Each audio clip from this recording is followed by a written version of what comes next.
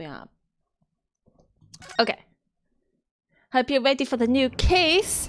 Case 8. Let's go. I am very, very excited. This is case 8, right? Yeah. Case... Episode 3, Investigation Part 1 in Great Ace Attorney 2. Nice. Let's go. Let's go. Episode 3, The Great Departed Soul. In Paris? The grand end of the Oh, this is century about the Great Exhibition. Surely there is not a soul who has failed to hear of it. Wondrous new works of culture and industry from every corner of the globe had converged on Hyde Park. Hyde Park is very Welcoming expensive. over 50 million visitors. The last great hurrah of this century. Astonished and delighted people of all nations, and ended on a note of resounding success. So I'm just moving myself a little bit. But There we go. as regards to the terrible catastrophe that occurred during the festivities, very few are aware my friend Mr. Herlock Sholmes had a hand in unraveling the matter. For from the shadows, it was he who earnestly unearthed the facts of the case. Good old Sherlock And like the Holmes. centerpiece of the great exhibition, which rose high into the skies of Hyde Park. Sholmes's brilliant deductions, as clear and lofty as the crystal tower itself, brought the truth to light.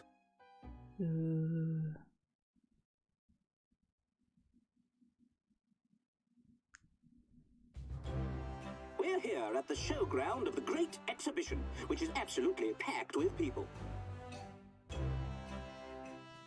The weather is unusually fine, and we're about to witness a most extraordinary scientific experiment. Oh, we're getting a good demonstration here. In the 20th century, we'll see steam engines and electrical power dominate the world. Horse-drawn Who is that dude in the background? He's like, yes, yes, I'm important here. ships will sprout wings and take to the skies. And today, we showcase even more advanced technology. A glimpse into the future. A world first.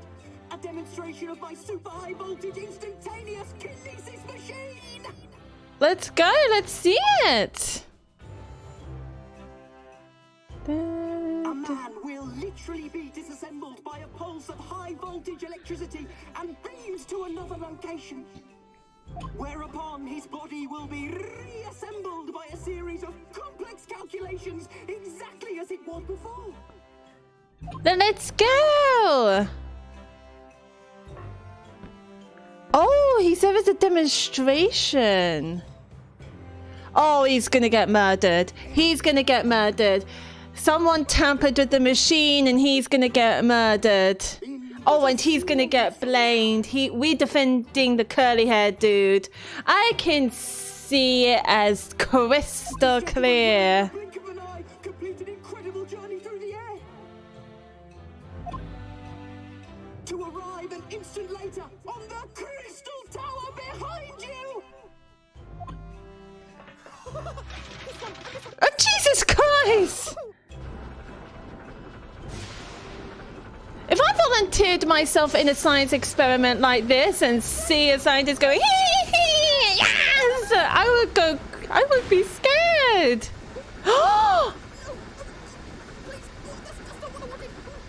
Oh no, oh no, oh no.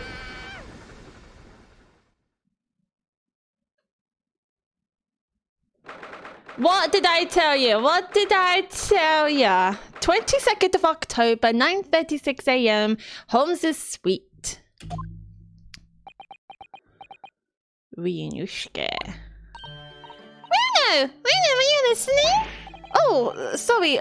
What was that, Iris? What's the matter with you? You've been miles away all morning. Didn't you like what I cooked for breakfast? No, that's not it at all. What were we talking about again? Today's this paper is full of news about the Great Exhibition again. Ah, yes, the Great Exhibition. I'd like to go sometime. Ryunosuke seems very distracted. Is this happening right after the last case? About the gas and the Shakespeare dude? Or was this just months and months ago? You're really not your usual self today. You seem very down. Oh, because Susato left. Did you agree early? So this is after the last case of the first game.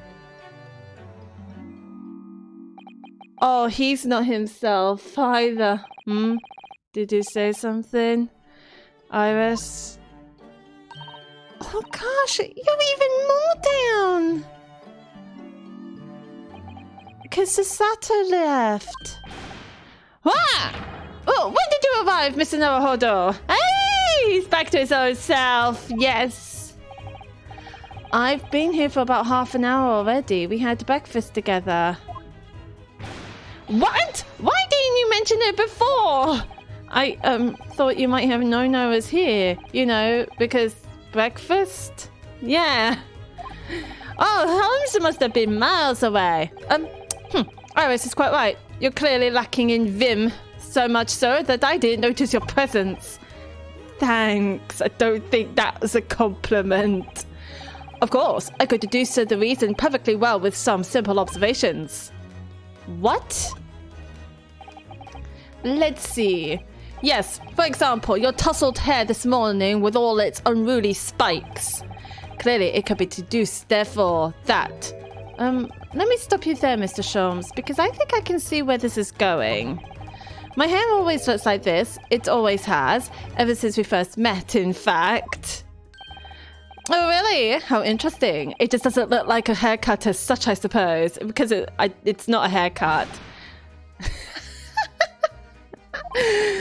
Thanks again. Wow, getting roasted by Sherlock Holmes. It crossed my mind recently that it's been 6 months now. Since Susato left? 6 months? Since I was forbidden from working in court. So I've been wondering how much longer I'm going to be banned. Oh, that would explain why you seem rather glum. Don't you agree, Hurley? Oh, he's depressed again. Did you say something, Iris? Back to moping. What's he moping about? I don't understand. Hopefully he'll explain more. He was back to his usual self and now he's all mopey. What's the matter with Mr. Holmes today? He seems even more down in the dumps than me. I know, and the Great Exhibition has opened. You'd think he'd be excited. Interesting. Oh, why don't we all go to see it together? I want to, of course I do, but I can't. Not for the time being. Why not? Why not? Why not? Because I'm a great detective after all. So you're embroiled in some tricky case that you can't be distracted from? Is that it? I don't remember hearing that you're working on a case, Hurley. Ooh, is it the case that we just saw this morning? Or just now? I suppose I should try to find out what's going on. Oh, are we talking to him? We are talking to him. Hurley! The event 6 months ago. Oh, we get to see what happened. Half a year ago now. I took on the defense of a young girl in a trial heard at the Old Bailey. What at first seemed like a simple case of murder that took place at a London pawnbrokery turned out to be one part of a much more far-reaching plot that involved in British government. Oh, yes, I remember now! During the course of the trial, it was found that I made an unavoidable yet at the same time unforgivable mistake. Wait, what? Words fail me. The situation is utterly deplorable. Mr. Naruhodo, Yes, my lord. I will decide upon your fate following the conclusion of this trial. Of course, my lord. This is not good. Hi, Naturaholic. Hello, hello. How are you doing today?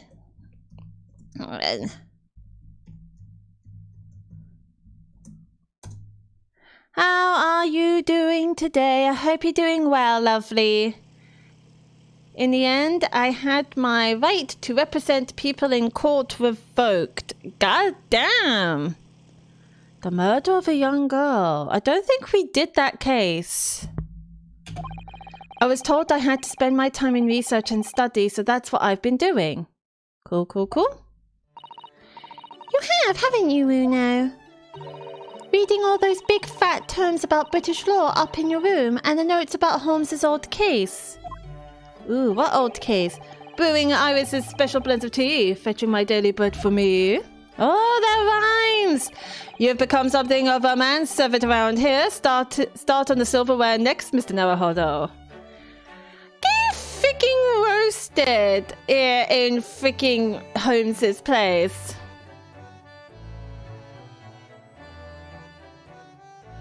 Ah, fair enough, fair enough.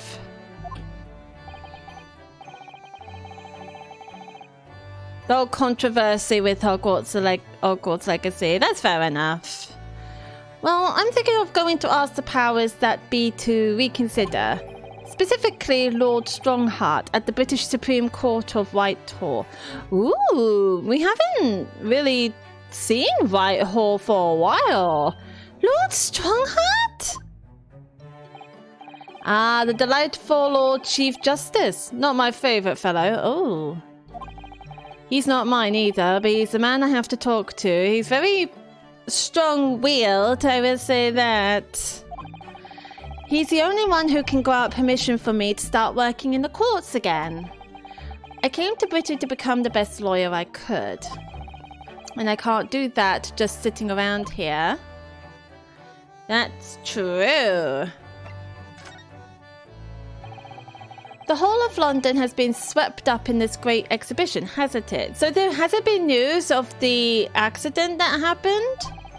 The most advanced science, the most modern technology, the finest works of art and feats of engineering. For the next 6 months, our capital will be showcasing these things and the world will be watching. That must have been very exciting back in Victorian times to watch so many inventions. Oh, do you know what I'd like to do? I'd like to look down on London from one of those lovely balloons. Ah, the hot air balloon. But look down on... Do you mean those things fly? Kind of like float? Yes, of course. They fly high in the sky. I don't even need wings to do it. All you need is hot air. But how? How does hot air have anything to do with flying? It makes no sense. I can't understand it at all. That's true of a lot of new scientific discoveries. Most people can't understand them at first, but in 100 years' time, all these things will just be common knowledge. I suppose they might be. Mind you, some of the science being demonstrated seems very questionable. Something went wrong on the open experimentation stage yesterday, apparently. There was a huge explosion. And did both the scientist and the volunteer die? Still, I wish I'd seen it, though. I'd love to see how bad some of these scam experiments really are. Oh, wow. Says the innocent 10-year-old girl.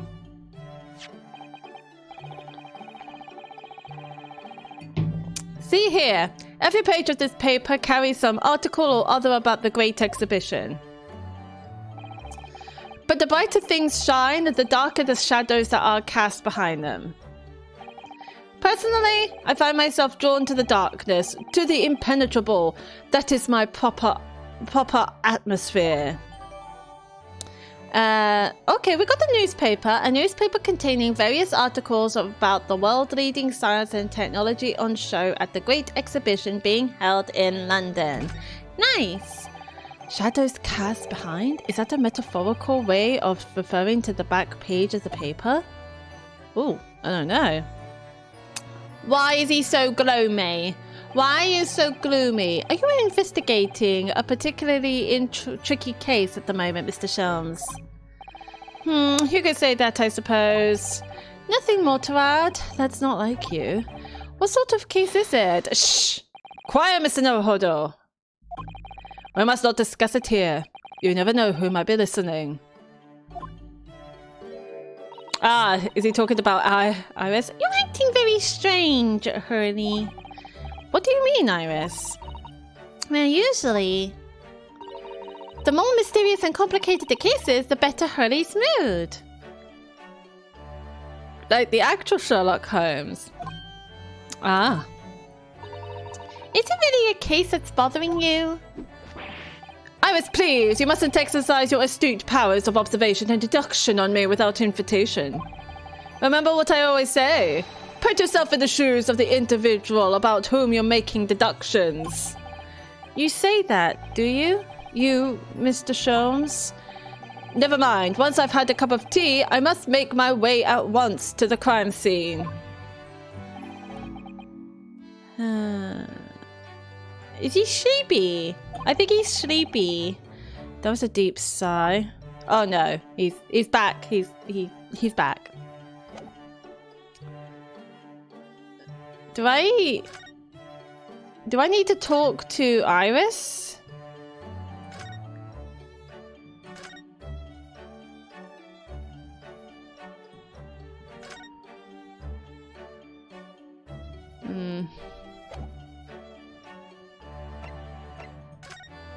Oh, I need to present the newspaper to him. Okay. Mr. Sholmes, about this. My dear fellow, without wishing to sound rude, I'm currently in the middle of a very important blink.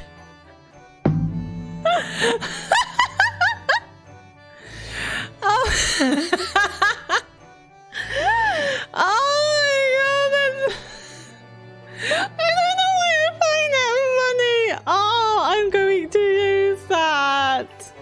I'm currently in the middle of a very important blink. Perhaps some other more convenient time, Is there a set time for your important blinks, or are they an all-day affair? Just so I know.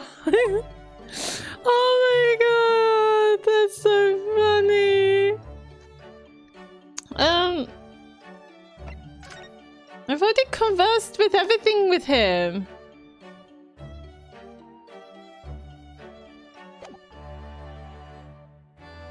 What else do I do? I can't move, I can't converse, I can't present. Oh, do I present him with this?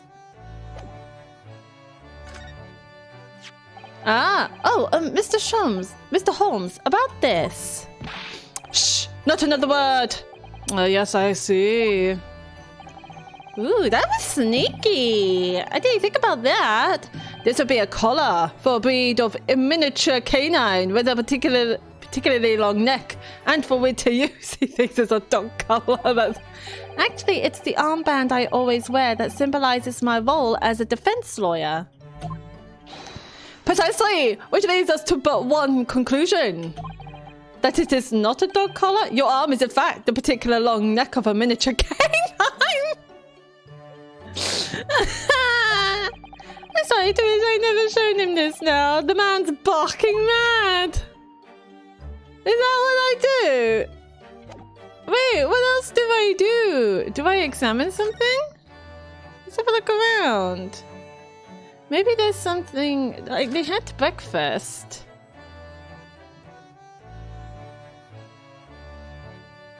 Do. This is like... I can type with my eyes shut, you know? I could believe it. When the deadline's approaching, you sound like a Gatling gun. That reminds me of a dream I had the other day. It was such a funny one. It won't be, actually. Hopefully it'll be funnier than mine. I was typing for a whole hour in the pitch black, but I didn't make a single mistake. That's incredible. But then, when it got light, I found that there wasn't any paper in the machine. Oh. Now I wonder if I'd actually been typing at all. I think you might just have fallen asleep on the job. Oh dear. Am I supposed to be looking for something? I think I was. Maybe every time I look at that machine, I can't help thinking what a monstrosity it is. What's it called again? The Great Analytoscope. It can analyze absolutely anything, you know. It does seem incredible, and at the same time incredibly useless. Ah, but it looks impressive, doesn't it? So that makes it very useful. How does that make it useful? Because it means you can pawn it for lots of money. The pawnbrokers always make idle remarks like, "Oh, what an incredible looking machine." Ah, so Harry often takes it to the pawn shop when he's a little short. Sounds like this thing pulls its weight around here more than I realized by having its weight pulled around. Lol. Okay, he has peepers around. I know I meant to look for something. I just don't know what I'm meant to be looking for.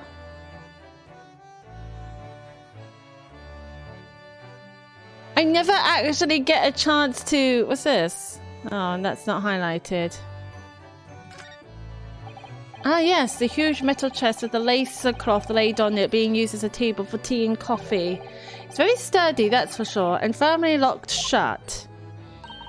That chest contains my father's detailed records of Hurley's many cases. Yes, so I've been led to believe. Oh, yeah, I remember now. Though personally, I've never actually seen inside. And that's the way it will stay. Those papers are a secret between Daddy and me. If you go opening it uninvited, you might find yourself being bitten. What? Is there a beast inside there or something? Ooh, is this like foreshadowing about the Hounds of the Baskervilles? I'm curious.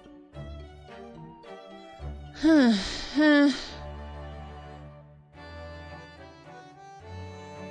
have no idea what I'm meant to be looking for. I do love a good fire in the colder months. Watching the flame flickering and dancing about is just so very relaxing. Cleaning out the chimney isn't so relaxing though. No, getting covered in soot isn't my idea of fun. You know, Harry decided he was going to clean it out himself last year. But you can guess what happened, can't you? He got himself stuck inside the filth! He's a very slim man, I admit, but there are limits to where a fully grown man can fit. Now, every time he dozes off by the fire, he has nightmares about it. Well, shit. This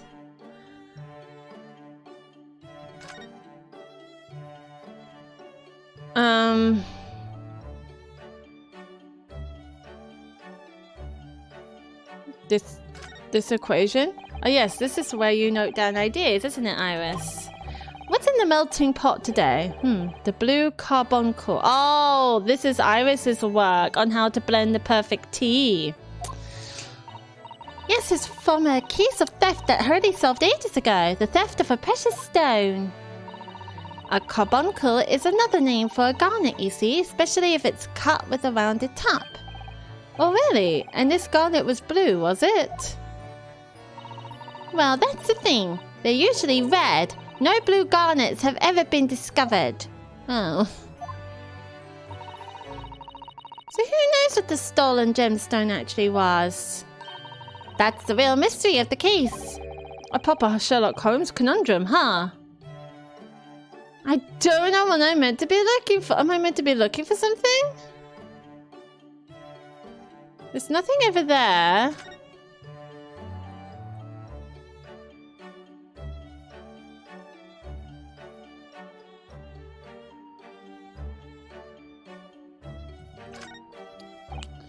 Ah, all these different pieces of evidence from cases that Mr. Holmes has solved are very interesting. The trouble is, Hurley forgets things so quickly. He never remembers why these things are relevant. The other day, for example, he saw the orange pips that were there and decided to plant them in the garden. Pips? Yes, they've all sprouted now. We have 5 new little plants. Oh, they're so cute. Oh, well, I don't know what case they were from, but... Sure, more oranges. If Mr. Holmes can get oranges to grow outside in England, he should change his profession.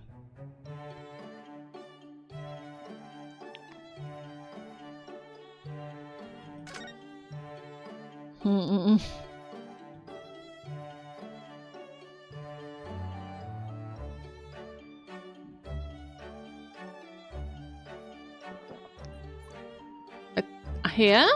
That seems important. Books, papers, scientific implements. These shelves are stuffed to the gunnels. Mrs. Sutter wouldn't be able to help herself if she were here. She can't stand mess. Susie might not be able to stand mess, but she wouldn't dare touch those shelves. Oh, why not?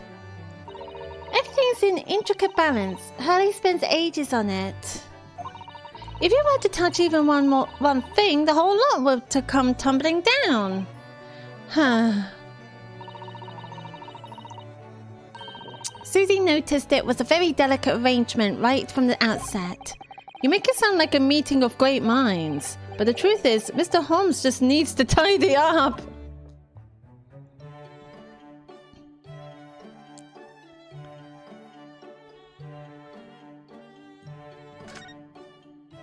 Okay, I'm going back. I don't know what I'm looking for. I've conversed with you. Everything's been ticked off. I can't move anywhere. I presented things to you. Oh, I probably need to examine. Oh, probably need to look at this. Wait, the Reaper attacked. Lord Van Zeek's and compatriot cornered. What is this? So many glowing reports about the great exhibition and everything that's going on here. Other than this rather gloomy looking one, that is. Wait, what? What's the matter, Una? Oh, who's this? The Reaper attacked. That's Lord Van Zeek's. This must be what Mr. Holmes was talking about. Does he know any more, I wonder? That's what I need to look for. It makes so much sense now. The Reaper attacked. Do you know anything about this? It says in the paper that Lord Van Zeek's was attacked. That's terrible. You know the legend of the Reaper of the Bailey, of course, don't you? Only too well, in fact. Yes, Prosecutor Barak von Zeeks. That man. A man who is always our prosecutor, who won't be a prosecutor in any cases apart from the cases that I am involved in. Him.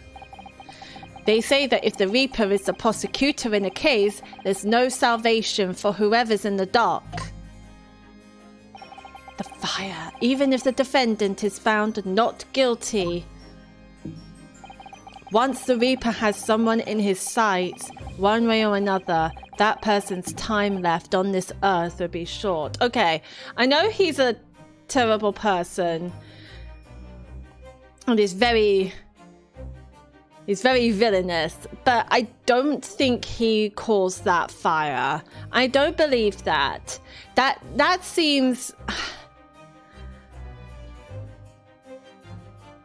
This is going to sound very weird. If Lord Van Zeeks was going to murder someone, his methods would be more tactful? It would be more elegant. Not just trapping someone in the omnibus and set fire to it.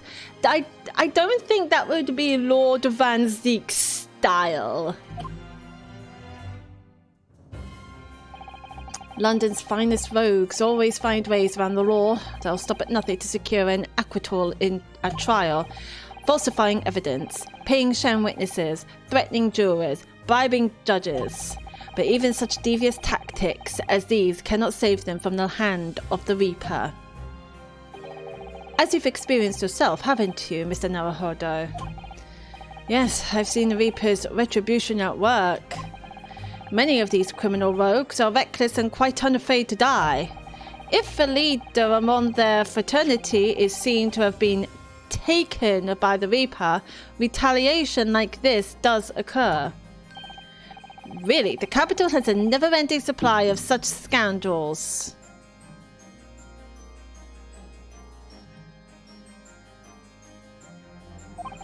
So, do you mean Lord Van Zieks has been attacked like this before? This isn't the first time. Jeez. He's quite an accomplished combatant, you know. He doesn't take these attacks lying down. Although, it seems that his assailants were armed with guns this time. Oh, shit. My goodness, is he alright then? Is Lord Van Zieks hurt? My dear fellow, how on earth would I know? You're Sherlock Holmes. Well, in the article here it says, as to what of Lord Van Zieks and his condition, all will be revealed in tomorrow's morning edition. Really? A cliffhanger on that? Rude. Oh, I see. Well, we shall have to be patient then. No. I can't wait until tomorrow. In that case, you shall have to acquire with somebody in the know. But who? You? Lord Strongheart. Really? Lord Strongheart? He's huge! I haven't seen him for a while. Sherlock Holmes is coming with us! Well, I must be leaving. Oh, wait. I must be leaving now. Yes, understood. See you later, Mr. Holmes. Wait, where's he going? Isn't he going to help us? Ha! You really are a shameless liar sometimes, my dear fellow. What? You seek to put me off with my guard to follow me, don't you? Well, you will be wasting your time. The thought that hadn't crossed my mind, but now I'm wondering where you're going. Yeah, I'm wondering where you're going. Well then, see you later indeed. Bye, Sherlock Holmes. I guess he's not helping me. Listen to him. He's still laughing on his way out of the door. Oh my god, that's so cute. She looks like Mickey Mouse. Or Minnie Mouse. Oh, she's like this steampunk version of Mickey Mouse. That is... the ears on her. That is adorable. Alright then, Runa, let's get going. If I want this costume on Disney Dreamlight Valley, I think that would make a great costume. Doesn't it look like steampunk Mickey Mouse? Oh, look, it's got a heart in the middle. That's adorable. Oh, Iris, what are you wearing? I've got changed to go to the Great Exhibition. You're going to take me. What? But I was just about to go to the Supreme Court. Oh, well, that sounds fun too. You're going to take me there then. Oh, right, I've been threatened. Okay, well, I guess I have no choice. All right, fine. Just lower that weapon, would you? Of course, and after the Supreme Court, then we'll go to see the Great Exhibition.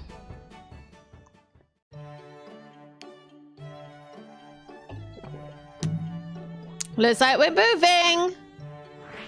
New location's being added. Okay, we're going to Lord Chief Justice's office. I can't remember the voice that I gave Lord Chief Justice, but we shall see.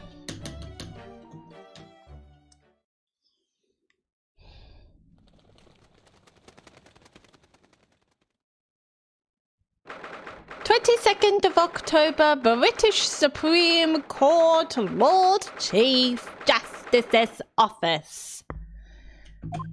Whew. It's been about 6 months now since I was last here.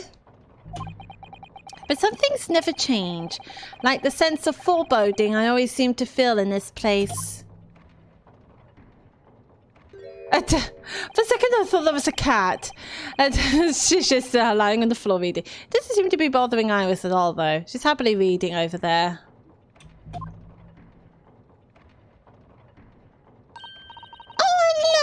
nice. I always find so many interesting books here. It does look like there has so many great books. Of course, I was forgetting that you've been here before. The time we came here 6 months ago. When Sasato-san was given the news that she was to return to Japan. It was that time? Well, shoot. Oh, I understand you wish to speak with me. I believe that's the voice I've given him. Oh, Lord Strongheart, I trust you've been keeping well. I mean, he is a very intimidating man, don't you think? Let's see. Since you arrived and requested an audience, it's been 4 hours, 32 minutes, and 26 seconds. I've kept you waiting a while. My apologies. Oh, no, not at all. I like nothing more than standing around staring into space. Ryunosuke, really? Good to know. Good to know that doesn't appear to bother him at all. Okay. Mel Strongheart, Lord Chief Justice of London. He's the man who allowed me to start practicing as a defense lawyer when I arrived in Britain as a student.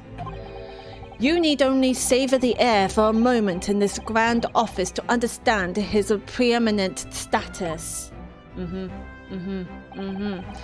As you will be aware, the Great Exhibition of London is now underway at last. We're extremely busy as a result, policing the grounds, guarding the new technologies, dealing with petty crime. And furthermore, as of next month, we shall open the International Forensic Science Symposium.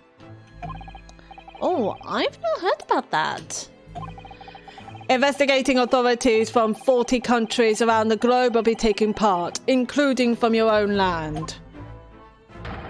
Forensic science is the future. The world must embrace it, and it has been the future. We're very dependent on forensic science right now.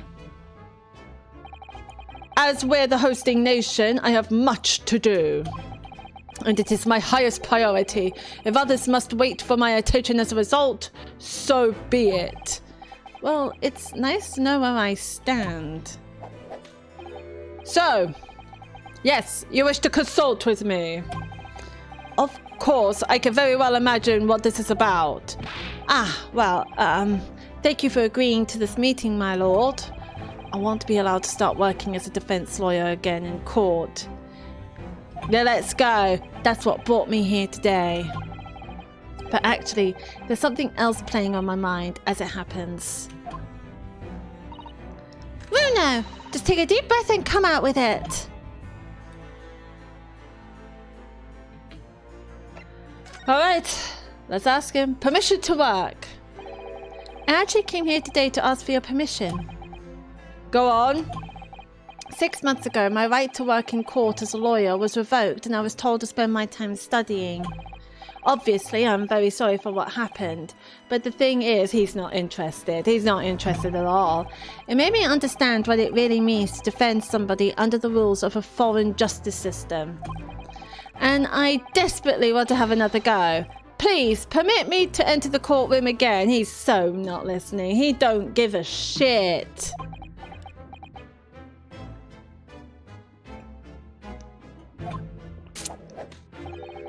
Mr. Naruhodo.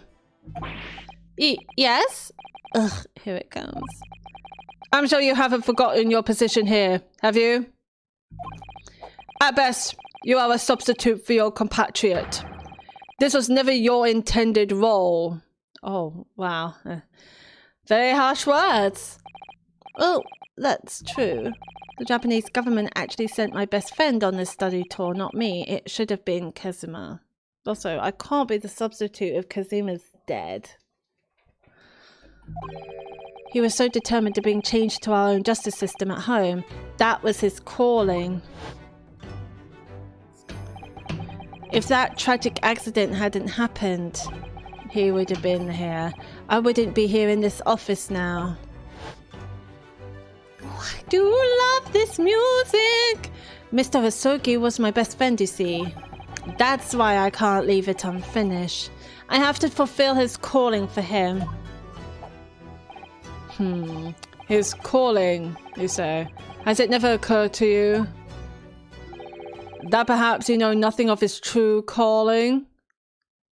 Ooh, does that mean Strongheart knows something?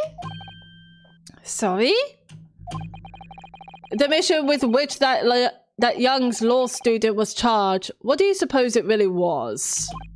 Well, what do you mean? Mission? He's not making any sense. Yeah, I don't know what you're talking about. Is he talking about the last case of the game where there was a Morse code disc there were vinyls that was in Japanese Morse code that's something to do with Kazuma? Maybe he's talking about that. If so, tell me more.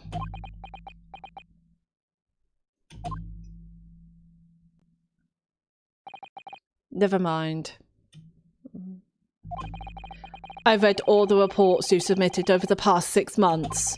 It's clear to me that you regret your actions and have been studiously obeying your revised instructions. Do you mean...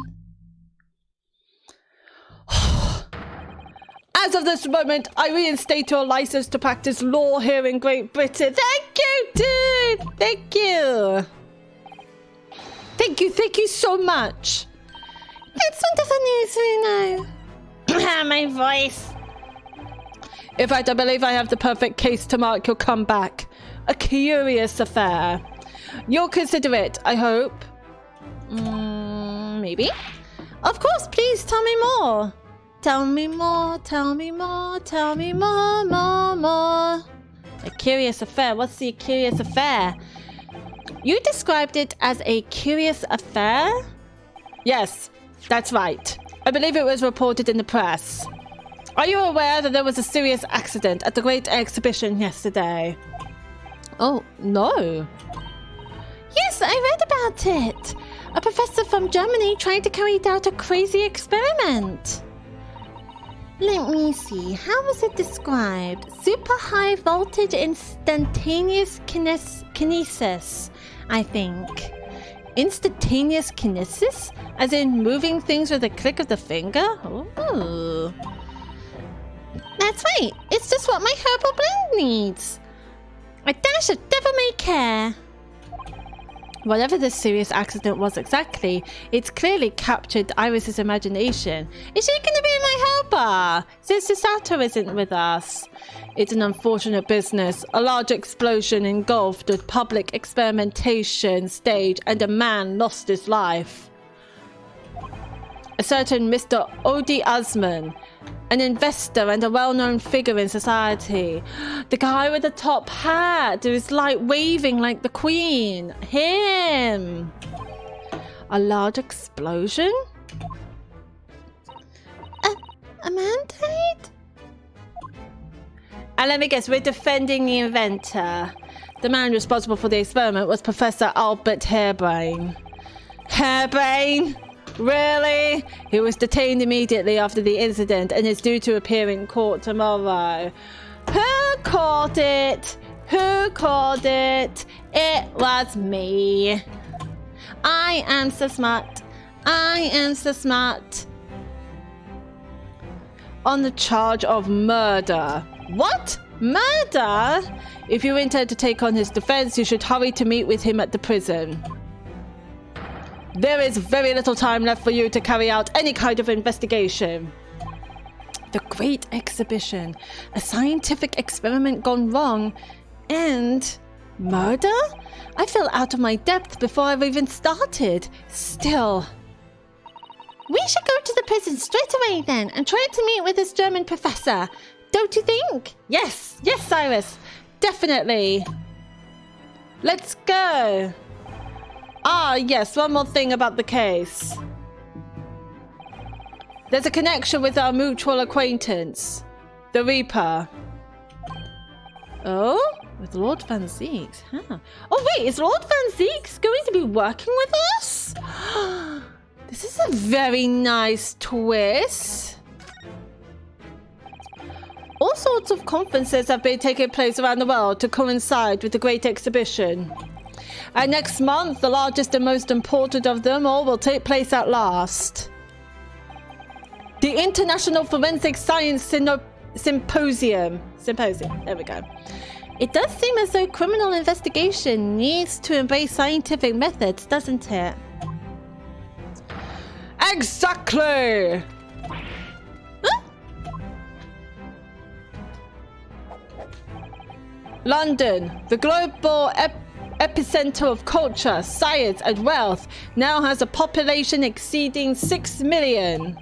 Sadly, crime in the capital is growing at a similarly startling rate. So it's imperative that we use the latest scientific methods to investigate and resolve cases as efficiently as possible. Which is what's known as forensic science, isn't it? Which is what's known as forensic science, isn't it? Exactly, the future of policing. Huh? Regrettably, however, Britain is currently dragging its feet when it comes to the adoption of forensic methods. Oh dear, that's alarming. I would have thought that they were all for it. Exactly, it's extremely alarming.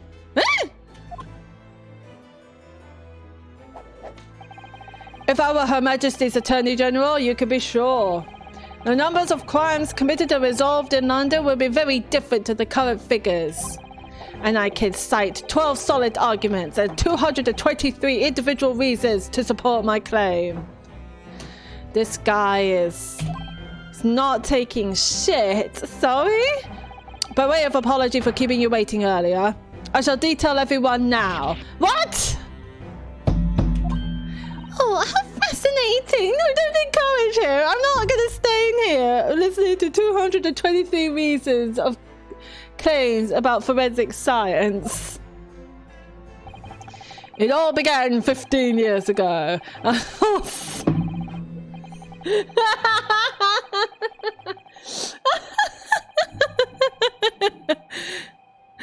God, am I falling asleep?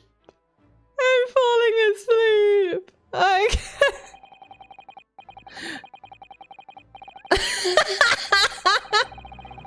It's still going on. And that more or less sums up my feelings on the matter. In the simplest of terms, of course. Of course, in the simplest of terms. Naturally strong heart. Essentially, to formally establish a forensic investigation division within Scotland Yard. That is my mission. Oh, right. Yes, that's wonderful. It's so wonderful, strong heart. So, so wonderful. Lol.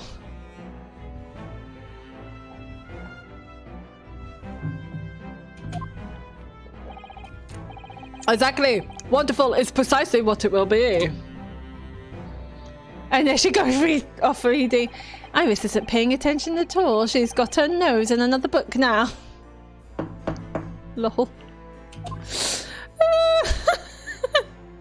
Oh no, my back hurts. Oh, is it over? Did you learn anything useful? Or weren't you paying attention? You just said it would be fascinating. I actually drifted off for the most part. He's surprisingly ardent about forensic science. Okay. Okay, so about Reaper, do I need to... Alright, we'll go back. I think I need to present this to him. That reminds me, have you seen this? The report of the overwhelming success of the Great Exhibition? Of course. No, not that. The story on the back page. What story? The Reaper attacked. Ah, that. You've enjoyed some victories in court against my #1 prosecutor, have you not? Poor Mr. Reaper. What happened to him? He wasn't killed, was he? There's no need for concern. Lord Van Zeeks will not be so easily dispatched, I assure you. Can you tell us what happened? I'd really love to know. I don't understand why Ryunosuke is so adamant to know what happened to Reaper. I mean, I'm actually want to know what happened to Reaper, actually. Very well. If it interests you. It does, strangely. Yeah, that's I thought it was strange. He does nothing but insults you and your nationality. Why are you so concerned about his well-being that he's attacked? Okay. Maybe I'm being too harsh? I don't know. Fortunately, Lord Van Zeeks emerged from the attack unscathed. Street ruffians are no match for that man. He's a very capable fighter. But that's incredible. They were armed with guns. Why was he attacked though? Do we know? It's related to events that occurred a month ago. What happened a month ago? A leader of one of the capital's criminal organizations was indicted and prosecuted by Van Zeeks. Okay, but the man was acquitted. I've no doubt large sums of money were involved behind the scenes. Large sums of money? A deplorable situation. Members of the jury were bribed, it seems. However, despite winning his freedom, the man in question met a dramatic end yesterday. Oh shit, what happened? But you're not suggesting that was the work of the Reaper, surely? Wait, the victim's henchmen certainly seem to think so. He was a man by the name of Asman. Mr. Odi Asman. Wait, the guy that got murdered in the exhibition? There's a connection? Did you see Asman? That's the man who died in the big explosion at the Great Exhibition. Jesus! So it connects. Yes, known publicly as an investor, but in reality, the head of a significant criminal organization. Ah, unbelievable.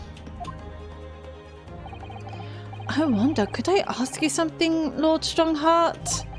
Try me. Okay, why do you use Lord Van Zeeks as a prosecutor? Oh, you're just gonna fiddle with your pocket watch? All the criminals who manage to get off in court to then meet with mysterious ends outside the courtroom. And fearful of that fate, they seek to strike at Lord Van Zeeks first. I know there's no evidence that he actually is the Reaper in that sense, but still, something's clearly going on here. I have Van Zeeks work for the prosecution service for 2 reasons. Firstly, the man is the best prosecutor in the capital, bar none.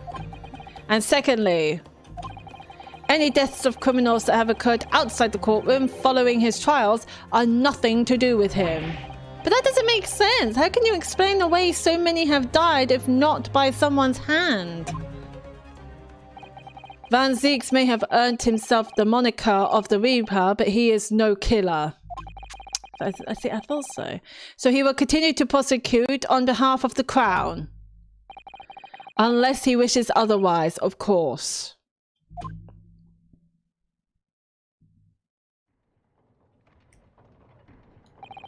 Well, I must be leaving for my next engagement. I'm already 11 hours and 16 minutes late. My colleagues may be starting to fidget. That's almost a day.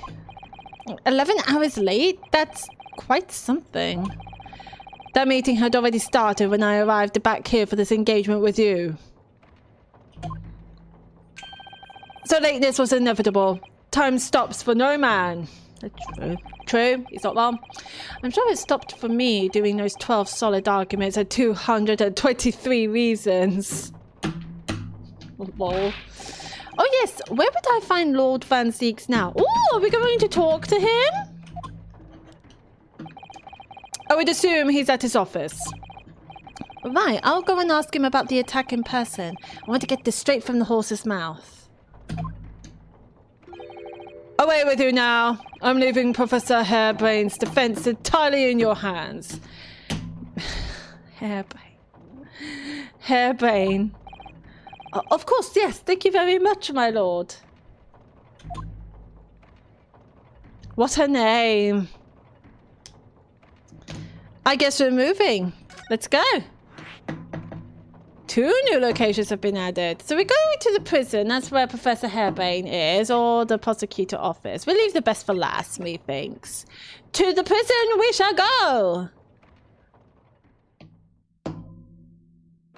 Oh, he seems right at home in his cell. 22nd of October, local prison, cell 11.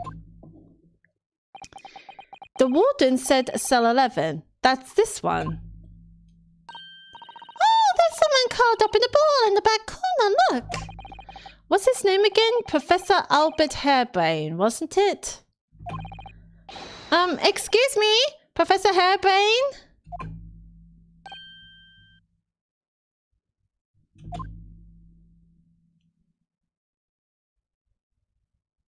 Hi. Who are you? I'm Inosuke Naruhodo. I'm a defense lawyer. A lawyer?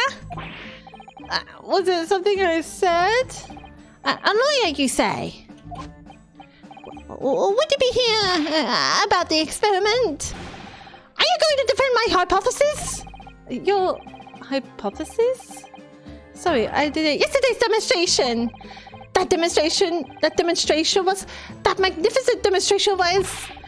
an out-and-out success by anyone's calculations. But despite that, no one listens. No lawyer believes in the science. When it's explained, they all leave at high velocity. I don't have a voice for him.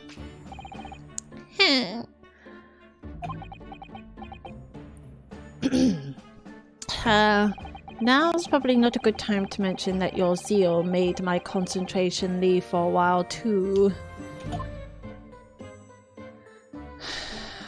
We're talking to him, are we? Let's go. Yesterday's demonstration. You mentioned the demonstration yesterday. The papers have called it a spectacular failure. After all, a man died in the explosion, didn't he? Yes, you could interpret the results that way if you really wanted to. Well, I suppose in the strictest sense. The experiment was a failure, but at the same time it was a great success. He's a scientist. No, it makes perfect sense. It makes perfect sense. The man died in his invention. No, as I said, it makes perfect sense. Okay. Failures can be I get it. You've lost me. Yeah, my boyfriend explained to me. He did chemistry in university. When you do like experiments, a failure can also give you information just as much as a success does. I saw it with my own eyes, right there in front of me. Mr. Assman was spontaneously disassembled. Until then, everything was going exactly as my calculations had predicted. At that point, he should have been beamed to the crystal tower by instantaneous kinesis. I'm not going to get that word right, am I? However, the machine exploded and Mr. Asman was in fact perished? Yes, I can't deny that part of the experiment was a failure. So what you're really saying is the large explosion that killed Mr. Asman was an accident, correct? But the bigwig said you arrested on suspicion of murder. I was responsible for a man's death. That is the immutable truth here. And for that, I wish to be punished at once. I don't know how to tell you this, my dude.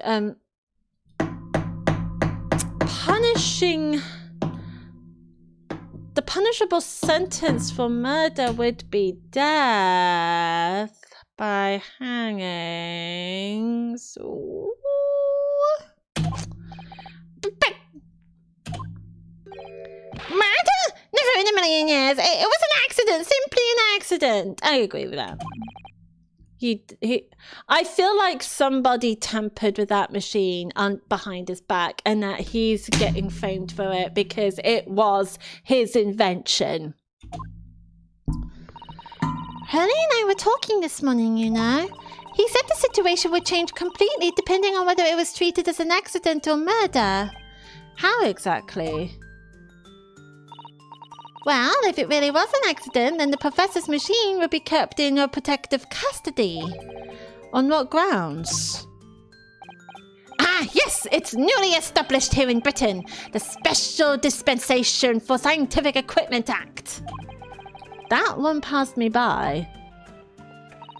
But if the case is treated as murder, then they'll say my machine was the murder weapon, and they'll be able to pour over it as much as they like. Oh! So if it was an accident, the machine would be left untouched, as it would be deemed as dangerous. But if it was a murder weapon, they would want to, I don't know, disassemble it, to dust it for well, not dust for fingerprints, they haven't done that yet, but take pictures of it, disassembled it, to find out where the contraption went wrong, and so on and so forth. Got it. And they examine it in detail, they find out how it's made, and then somebody else would have made that contraption. they'll be able to copy my idea. My precious hypotheses will be stolen. Because he's the only one who knows about how the invention works.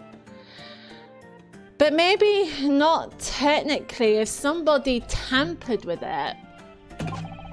The machine must be protected from that at all costs. That's why it's imperative this whole incident is shown to have been an accident in tomorrow's trial. Ah, I see now. Right. Instantaneous kinesis. So in short, there was a terrible accident at the Great Exhibition Showground yesterday. Yes! Or rather, no. The devil is in the details. Strictly speaking, there was a terrible explosion. Sounds the same to me. You were demonstrating super high voltage instantaneous kinesis, weren't you? How fascinating. Humans, like all matter, are made up of particles that are held together by electrical bonds. So it must be possible using a sufficiently high voltage to break those bonds and beam the particles through space. That's it in a nutshell. That's my idea, you see. That's my amazing hypothesis. Gosh, that's unimaginably high-level science. Oh, but dare to imagine it, dare to dream of such incredible technology. Just think, one moment I could be here in this cell, and the next, I could be at the Great Exhibition again. Is he trying to figure out teleportation?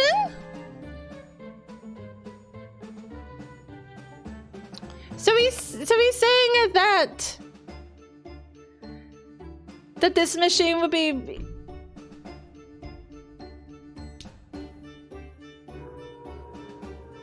That's the drilling, I'm so sorry.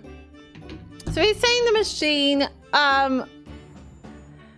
would make you disappear, but in actuality they'll be exploded into tiny little particles that no one can see, and then would be travel through and then put the particles back together in that spot. So a teleportation machine. Well, yes, that would be incredible. And the next, in the mere blink of an eye, I could be at a great Parisian theatre, say. The possibilities are endless. The whole of our vast planet would be within reach. So no more hiding in wardrobes on rocky seas for 50 days. I don't really see it like that. What do you mean, Iris? Well, if you could travel anywhere in the world instantly, the planet wouldn't really seem vast anymore, would it? I think it would feel like it had shrunk. Good thought, Iris. She's not wrong. My word, that's exactly right. What are the implications? What does this mean? Oops, that's got Professor Bunnybrain really worried by the look of it. Clearly this is yet another case of just because you can doesn't mean you should, I suppose. The point is, my calculations are flawless, the science works. But without a practical demonstration, it means nothing. And that's always the fly in the ointment. Because practical demonstrations cost a lot of money. Money that young scientists like you don't have. That's exactly it, yes. But he's not happy about it, that she pointed it out. Hurley's always complaining about it. He says the government should invest more in science. But anyway, I bumped into him at the right time. I met the well-known investor, Mr. Assman. The victim who died in yesterday's terrible accident, you mean? Ooh, get to learn about the victim. Alright, let's go. The full name of the man who died in yesterday's accident was Mr. O.D. Assman, wasn't it? What exactly was your relationship with the man? He first visited me in my laboratory in Germany a year ago now. A year ago? That early? Okay. He said he wanted to invest in my immaculate hypotheses. I thank my lucky stars. I see. So you hadn't really known each other until then. Money for scientific research. I'm so envious.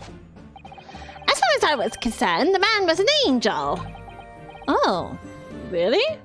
We heard he was a leader of the criminal organization. We wouldn't call that angelic. An archangel, even. He was prepared to fund a practical demonstration of my hypotheses for presentation at the Great Exhibition. And if that went well, I could expect additional financial support for my research from the British government. Mr. Assman provided me with money and an exceptional engineer. He produced a machine to my precise specifications.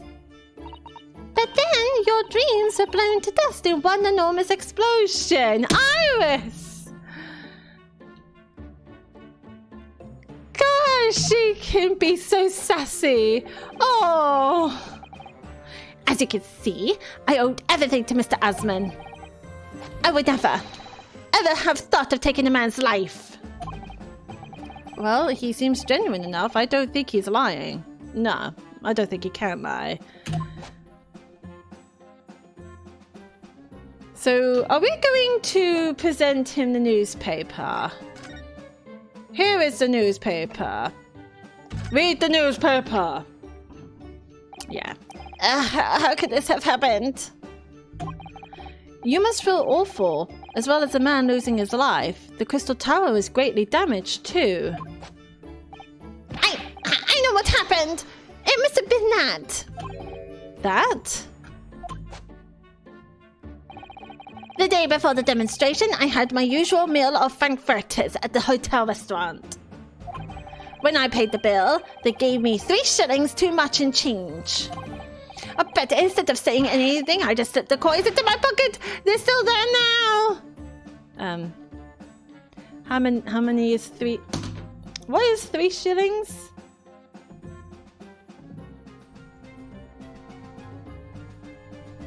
Shillings is old money, by the way. 20p. Not even that. No, 2p.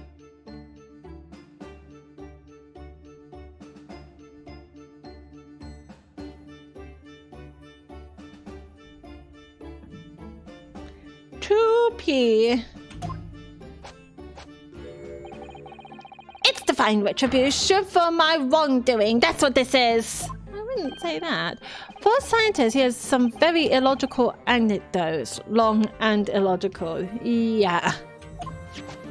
Is he talking about karma? I'm gonna guess he's talking about karma. What happens if I present this to him? Ah, fascinating, yes! In Japan, where I come from, it's a symbol of a defense lawyer. Wearing it is very basing, I find. I don't actually show these to people. I don't think I need to. Your words make some sense to me, but they are entirely illogical. You're illogical. What do you mean? Well, for example, I find this white laboratory coat that I wear for my work very bracing too. Tell me if this is true or not. I've been told that you are not supposed to wear lab coats outside of the laboratory because it might be covered in chemicals that could beneficially be harmful for people to breathe in. So why is he wearing a lab coat? However, in my case, there is a perfectly logical reason for that feeling. Oh, really? What is it? I purchased the wrong size by mistake. This one is too small for me. Then why are you still wearing it? These, especially, are extremely bracing. I could barely move my wrists. Okay. That's what you call logical, is it? He's so illogical. Of course, it's entirely logical. That's science, Mr. Naruhodo. That's... He is the most illogical scientist I have ever met.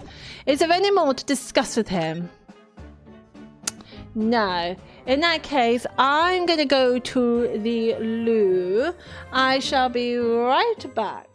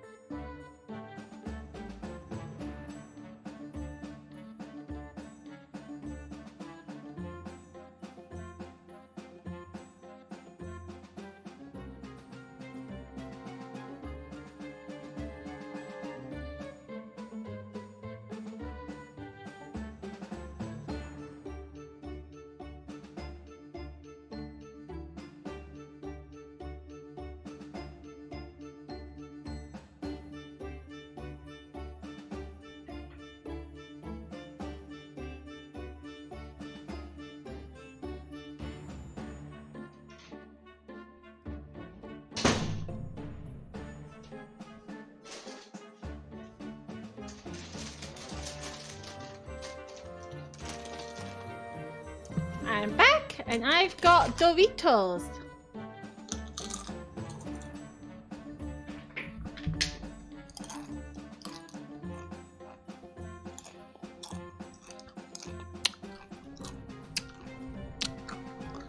Shall we move to see Lord Van Zeus? I don't think we've ever met Lord Van Zeus outside of the courtroom. I'm curious now. 22nd of October, prosecutor's office.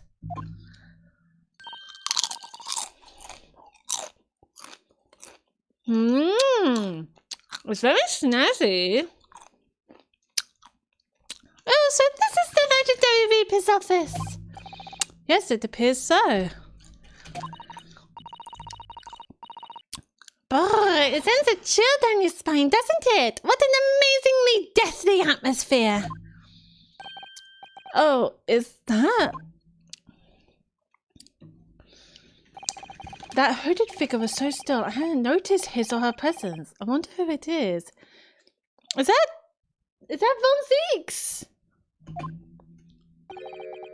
What are you doing here? Hi! He's much more intimidating than he was in the courtroom. Hi! He's as unwelcoming as I thought he'll be.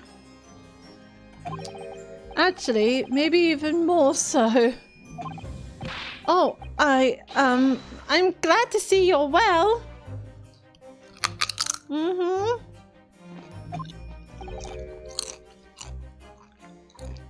I am. Mm-hmm. That's pretty much it, really. So, who's the person over by the wall being punished for something or other? Yeah? No punishment is taking place here. Mm-hmm. Oh. That's my apprentice. And he's sitting there of his own free will. Not shady at all. This is a little creepy. This is a little creepy. I didn't know you had an apprentice.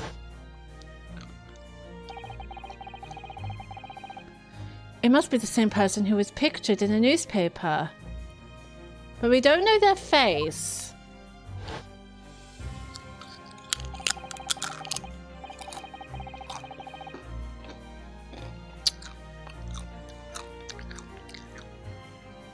He's very able in combat.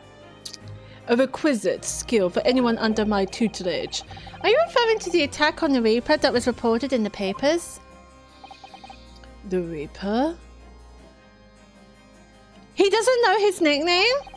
I'd be interested to know the Reaper's true identity myself. Wait, what?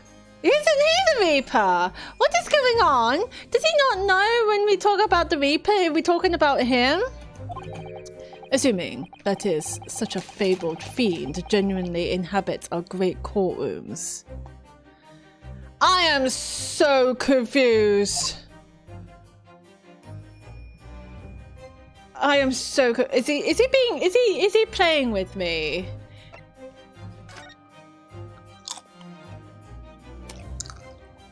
No, he's not playing with me? Okay. Lord Strongheart said that the assault last night was some sort of revenge attack? True. Carried out by henchmen of Odi Asman's criminal organization. The investigation meant their arrests were imminent. Presumably some hope to kill me before that happened. Odi Asman. He's always masqueraded as one of London's most powerful financiers, a global investor. But his enormous wealth came to him by underhand means, by his criminal activities. And he used that money to buy himself a verdict of not guilty when he found himself in court, didn't he? Being prosecuted by you, Mr. Reaper.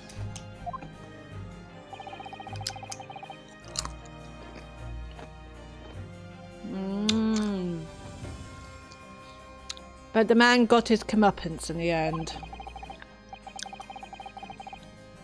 Yesterday, in fact, in extraordinary circumstances, it was the most unusual cause of death. I know about that. It was super high voltage instantaneous kinesis gone wrong. Mr. Asman died when a demonstration on the public experimentation stage ended in an enormous explosion. Correct. And you think I have some kind of divine ability to cause an accident like that to happen, do you? Well, no, that does seem a little far-fetched. If this man really is the fabled Reaper, then he has to be innocent of this particular death, at least.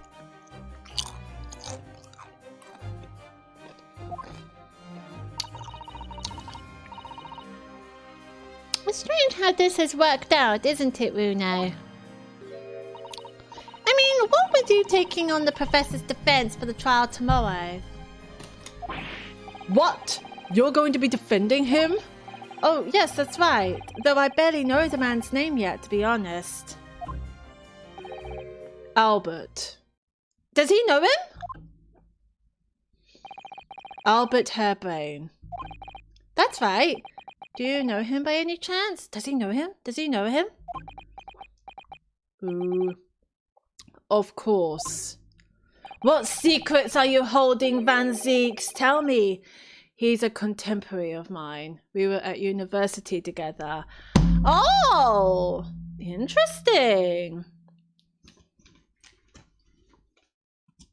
We get to know about Van Zeek's uni days. You're... What? Okay. We need to know more. I'd understood that Professor Hairbrain was from Germany, though.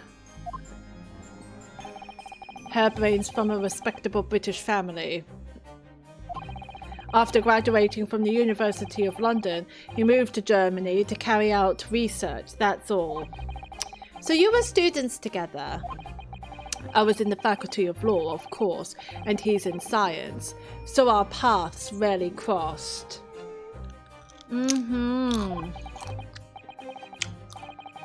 But curiously, we got along, though I've not met him since my university days. That makes sense, that makes sense. I certainly didn't expect our next encounter to take this form.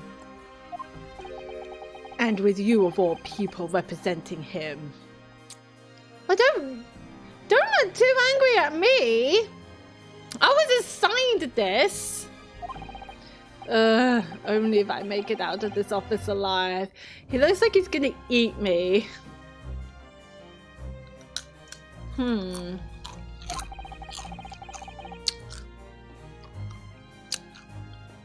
He's actually been charged with murder, it seems. Yes, I know, because the prosecution will be handled by me. By you?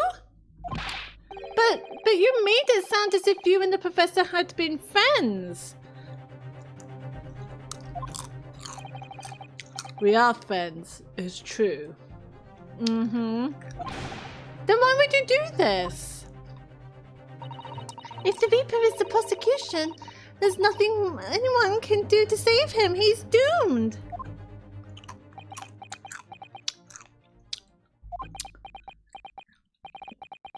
What's Lord Von Zeek's thinking? I love complex characters. I'm now finding Reaper Lord Van Zeek to be very, very intriguing. Tell me more, tell me more, tell me more. What do you mean by what you said before? If you'd like to know the Reaper's true identity, does that mean...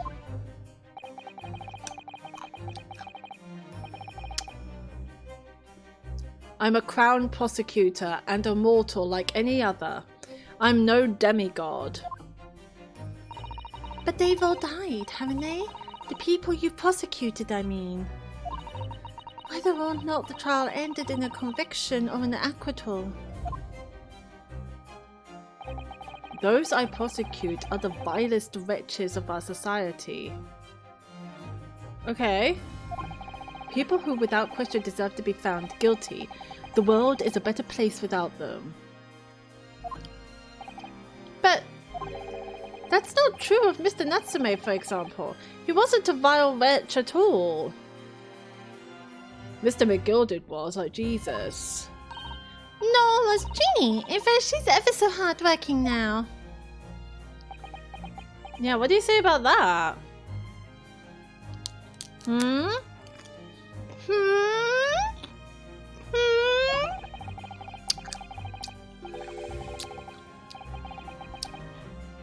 I can't deny that since I encountered you, things have taken a turn. But the point is this. If any of those vile wretches that escaped the justice subsequently died in mysterious circumstances, it was at the hand of their own kind. It's not my work. Lord Strongheart said the same. He believes you're not involved in any way. But you were tapped by those ruffians because they believe it's true.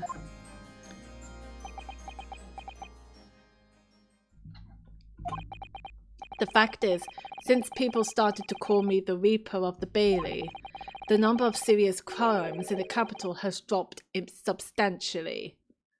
It was worse than this? Oh. it would appear that even the most hardened criminals can be made fearful for their lives. Do you mean to say... I mean to say that if my pseudonym serves a useful purpose, I adopt it gladly and with honor. But it's putting you in danger. You could be killed. If that is my fate, let God decide. Okay. Lord von Zeeks. Are we going to save him? Is this what's happening? I feel like we're going to end up saving him. I feel like something is going to happen to him. And that we're the ones who have to save him. Wait, why are we moving? I don't want to move. I want to present.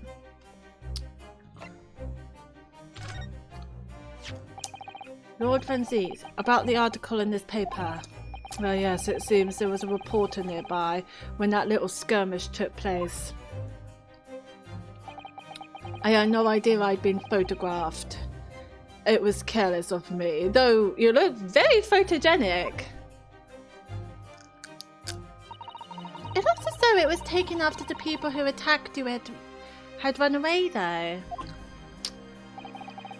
Rest assured, the police have already apprehended every last one of them. But there's someone else fighting alongside you, it seems. And I think it's the same man who's sitting over there as we speak, isn't it? As I mentioned already, he's my apprentice. I wonder if the apprentice is Reaper. The apprentice is the one that caused those deaths. Perhaps you could tell us a little more about him. Yes, please do.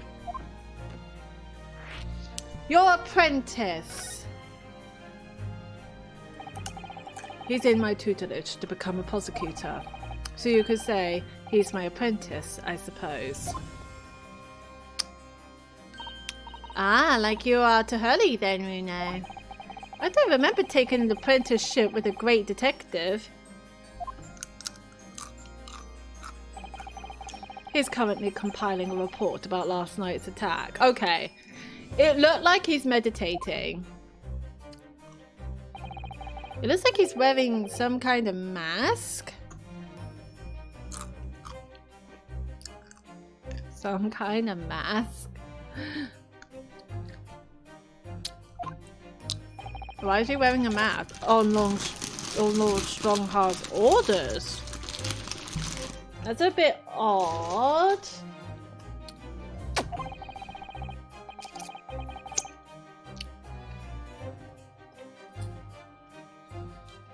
Nobody knows the man's face, or indeed his identity. Don't you find that a bit odd, though? But why would you agree to take on such a clearly suspicious individual? Lord Strongheart's orders again. He's not one for meaningless follies. There will be a good reason for his actions. Or a bad one. I hope you're right.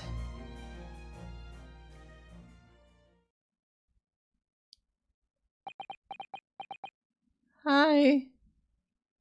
He's scaring me. He's scaring me. Hi. Hello.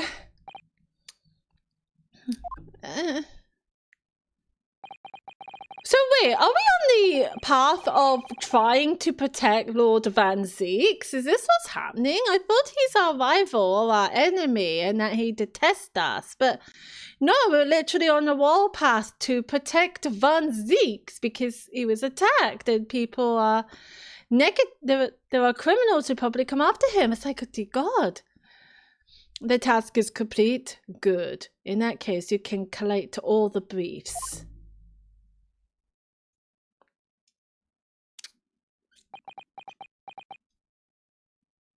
Hi. Nice to meet you. Nice to meet you. Don't you want to say hi back?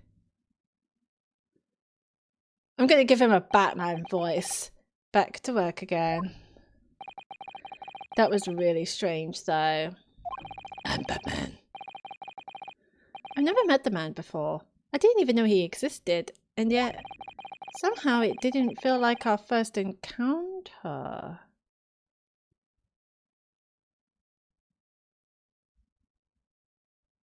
Well, hang on a second. It's not Sherlock Holmes, is it? That's probably very much a stretch.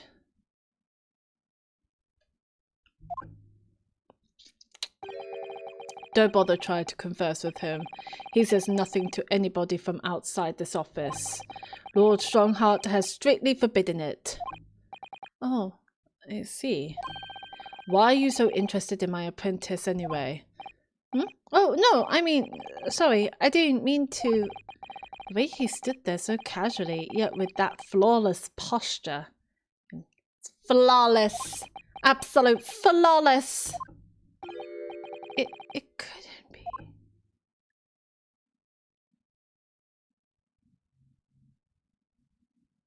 Wait, did you figure out who the apprentice is? Oh, yes, there's something I've been meaning to ask you. Oh, yes. Oh, what's that?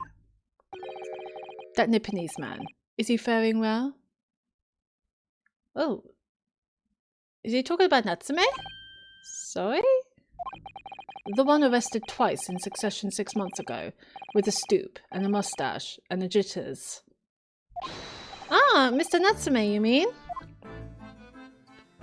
I'm not sure he'll be very pleased to find out you identified him from that list, Bruno. He's fine, thank you. In fact, I received a letter from him by international post only the other day. I see.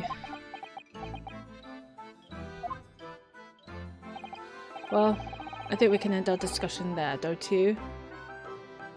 I think he was relieved that Natsume was not hurt because he got out of...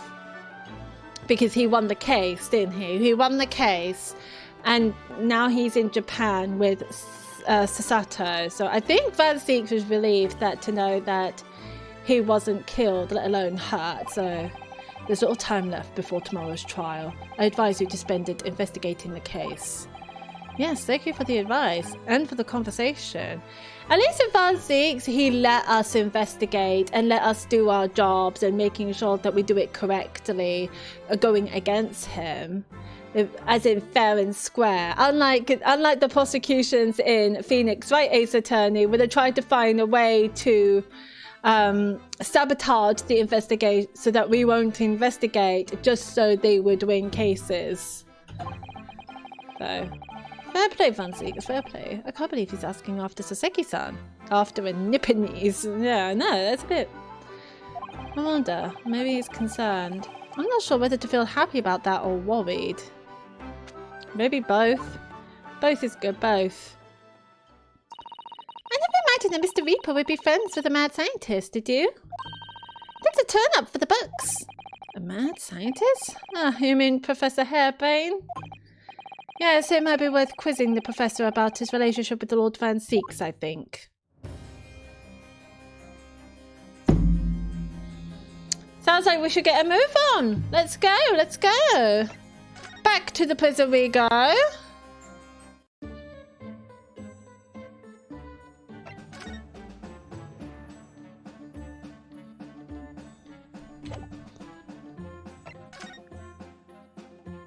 The Reapers of varsity years. Let's ask him. I understand Lord Van Zieks is a friend of yours from your university days? Yes, that's right. He was studying law whilst I was studying science. What was he like back then? A good question. Unassuming, gentlemanly, an all-round nice fellow, really. Nice fellow? Sorry, I think you misheard me. I'm talking about the cold-hearted, merciless prosecutor Barak Von Zieks. Barak Von Zieks. What was he like when he was at university? Talk about a leading question, Bruno. As I said, an unassuming and extremely pleasant gentleman. Now, after all, he is the little darling of the Van Zieks family with all its great aristocratic origins. He's part of the aristocratic family? I didn't realize he had quite such noble blood. I mean, he didn't really hide it. Little darling. So, what does that mean? Does that mean he's the youngest? It was a bit of a shock when I came back to Britain and learned what he'd become. The Reaper of the Bailey, no less. Yes, that's right. I did hear, though, that there was a very big event in his life that completely changed him after graduation. Really? What sort of event? I'm sorry. But I don't know anymore. I wasn't in the country at the time. I was in Germany already. Oh, fuck. Oh, yes, of course. If he's heard all about the Reaper, I really don't have the heart to tell him that Lord Van Zieks will be the prosecutor in court tomorrow. Yeah, that's true. Oof. I didn't know your old friends from uni days would be working against you as the prosecutor. Oof. Must have been rough. So, Professor, let me just make absolutely sure I've understood you properly. The huge explosion that occurred yesterday, that was an accident, you're saying? You had no intent to harm the victim, who was in fact the sole investor in your work. Is that correct? Excuse me. As correct as 2 squared is 4. I swear it. Yes, it's true that the man perished in the machine of my invention. So I know that I'm far from blameless in all this, but still, I will never use my discoveries and my inventions to take a person's life, not in a centillion years. I'm a man of science, it's all I know. You have to believe me, please. We believe you. We believe you. Do you believe me? Do you believe in my hypotheses? Science is the pursuit of truth, you know. I've always believed that, all my life. I'm afraid I don't know much about science or your theories, but I do believe you, and I will fight to prove your innocence with all my might. I'm a man of the law, it's all I know. You have to believe me, please. When I went to live in Germany after I graduated, I learned something very important. Nationality, class, lineage, none of that matters. As long as you try your hardest, you can achieve anything. Thank you for that, Professor. And thank you in advance for defending me tomorrow in court. All right, Runo. It's time. Time to visit the Great Exhibition. Oh, yes, we're going to the Great Exhibition. Let's go. Sorry? Well, that's where the incident happened, isn't it? True. Yes, I suppose that's true. Time to investigate at last. Let's go to the exhibition.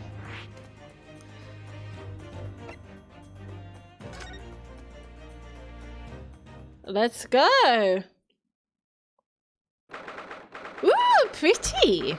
22nd of October, the Great Exhibition Grounds, foot of the Crystal Tower. So pretty. The showgrounds are a little too big for my liking. We've been walking around in dense crowds for 2 hours now, and I felt myself swooning 3 times. There are a lot of people, aren't there? I've almost been trodden on 3 times, too. Be careful, won't you, Iris? Don't let go of my hand. We finally made it through the throngs, though, by the look of it. Here we are underneath the public experimentation stage where the explosion happened yesterday. Jesus. So I presume the guy that died, the victim, went through that. Jesus!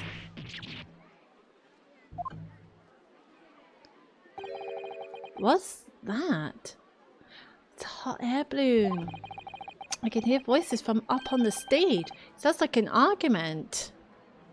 Oh, you mean the policeman? Oh, Gregson. I bet Gregson's here. Are we going?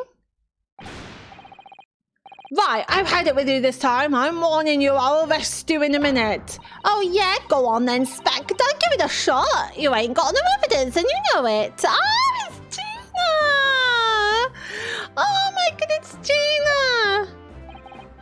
Wait, I know those voices. You've got a cheeky little mouth on you, young lady, but a night in the cells will teach you some manners. Oh, just try it. I dare ya. If you want that bag of chips run down your throat. Yoo-hoo! Grixie! What are you doing out there?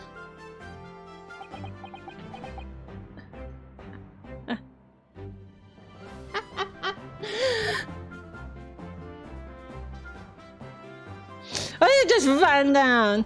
Ah!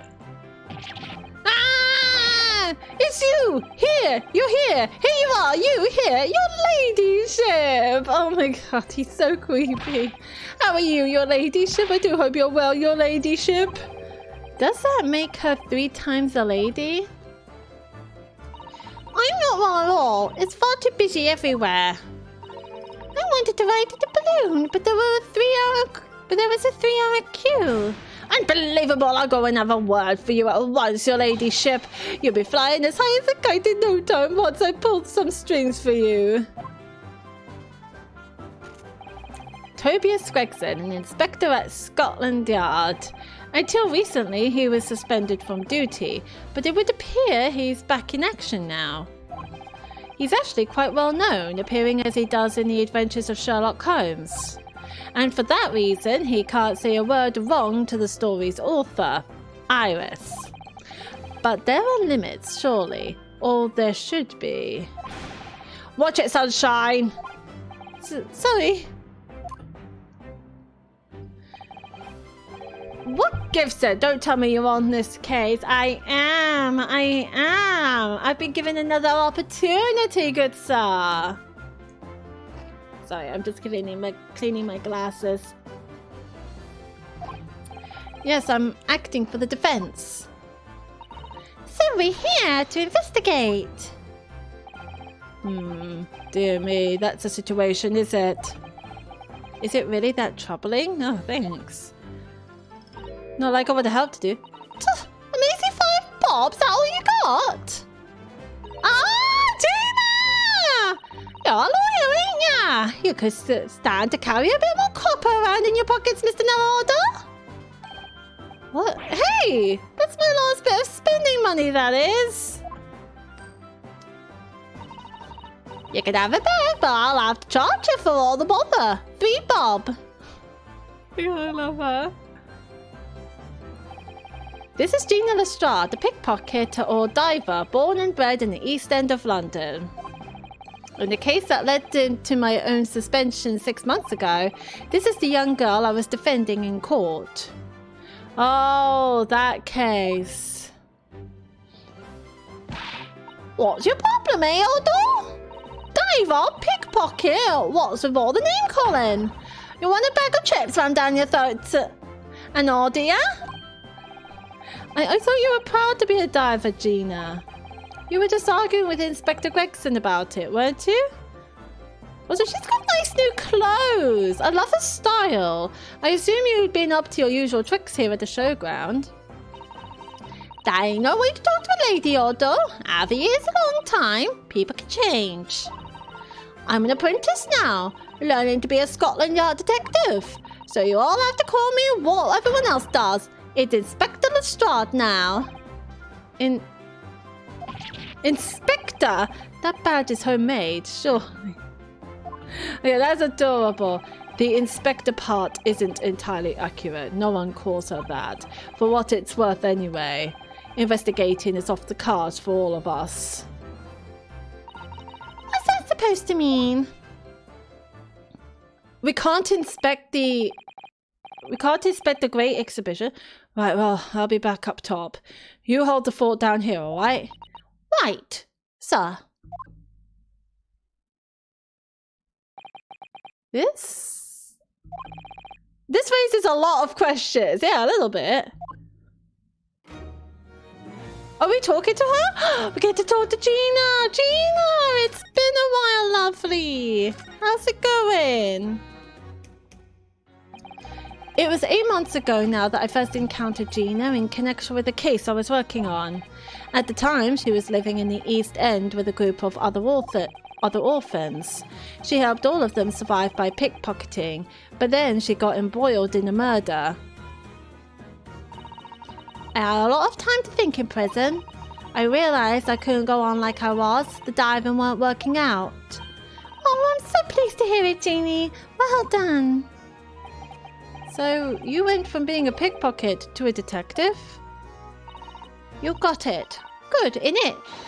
Inspector Lestrade sounds like something out of a book, eh? I mean, you'd be surprised. Talk about a sea change. And then there's Iris's old man to think about. Iris's father, you mean? Yeah, I promised, didn't I? I said I'll get all the police forces around the world to pull out all the stops looking for him. Just a small promise then. Nothing serious. Oh, bless her heart. Oh, Ginny, you're so sweet. So anyway, that's how come I had to go at the test for Scotland Yard. Only trouble is, I don't read so well, do I? Just a small problem. Nothing serious. And that's when Harley approached the Grexy and asked for help. So the inspector said he'll take full responsibility for Ginny and made her a sort of apprentice. That was very magnanimous of Inspector Gregson, and brave.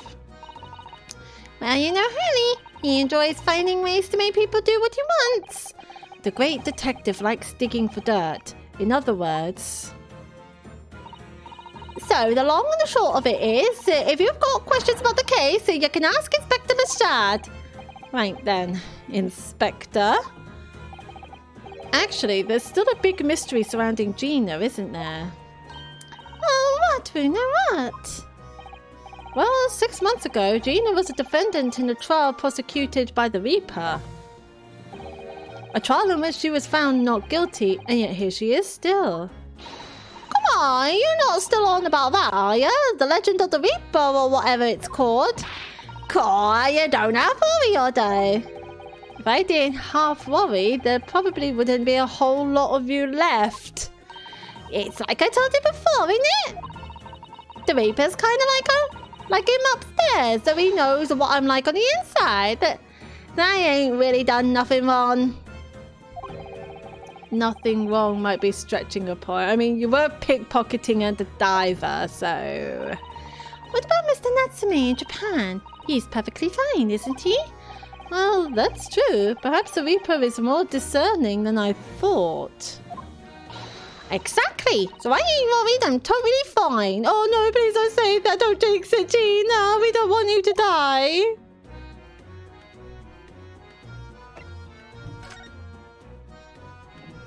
There's a lot of things I'm seeing that we need to examine. Coy, it was out of this world, it was. The brainy bloke pulled a bunch of levers on his machine and suddenly it started billowing smoke. Then it just went pop.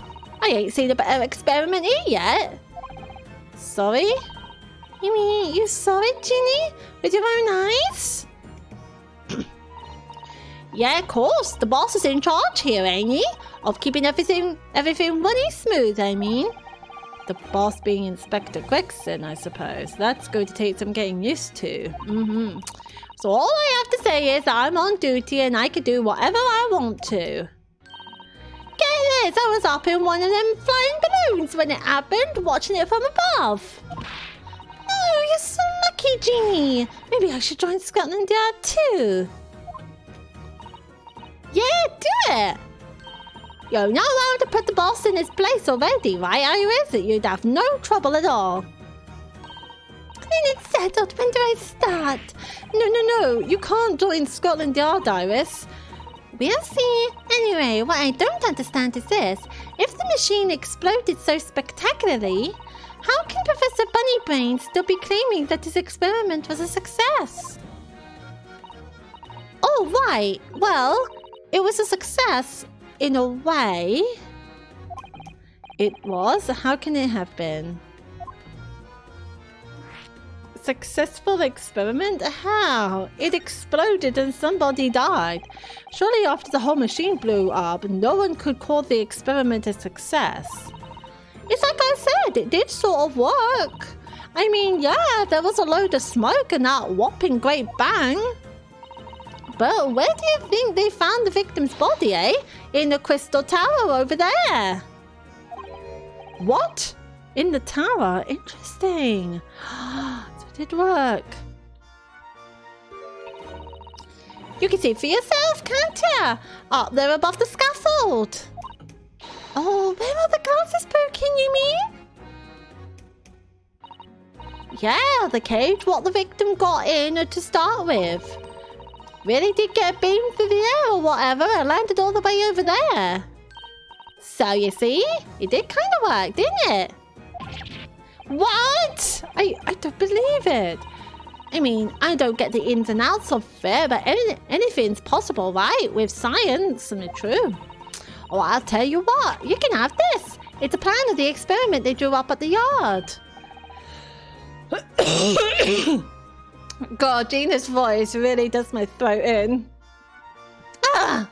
Are you sure? Yeah, go on. I had Bebop off you before, so fair's fair. Yes, I didn't actually give that to you, did I? Did she pickpocket me? You cheeky bitch. So, experiment sketch. A diagram showing the relative positions of the crystal tower and Professor Hairbrain's machine that exploded. So about the investigation. Something Inspector Gregson said before seemed a little strange. For what it's worth anyway. Investigating is off the cards for all of us. Yeah, that was a bit strange. Yes, naughty old Grexy ran off after that without explaining himself. Alright, that. The boss said no one's allowed to investigate that weird machine what blew up yesterday.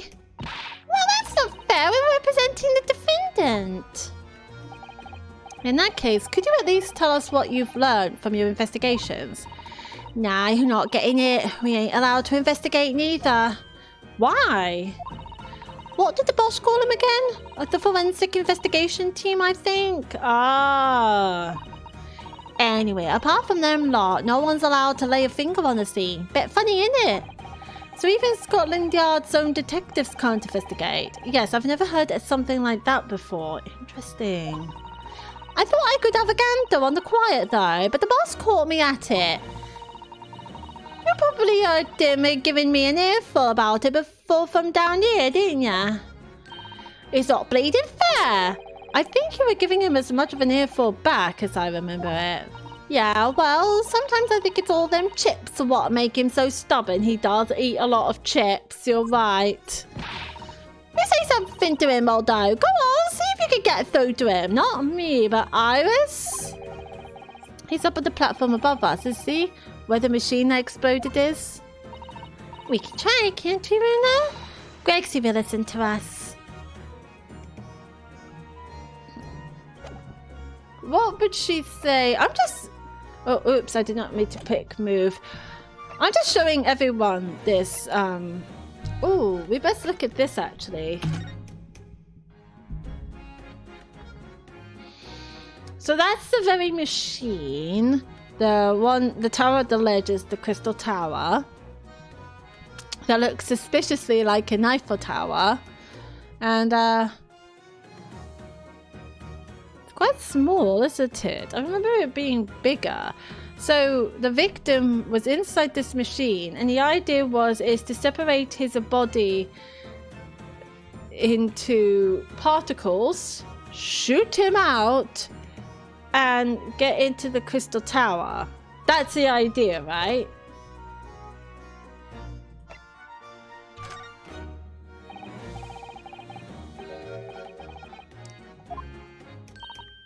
Ew, looking for this, Aldo?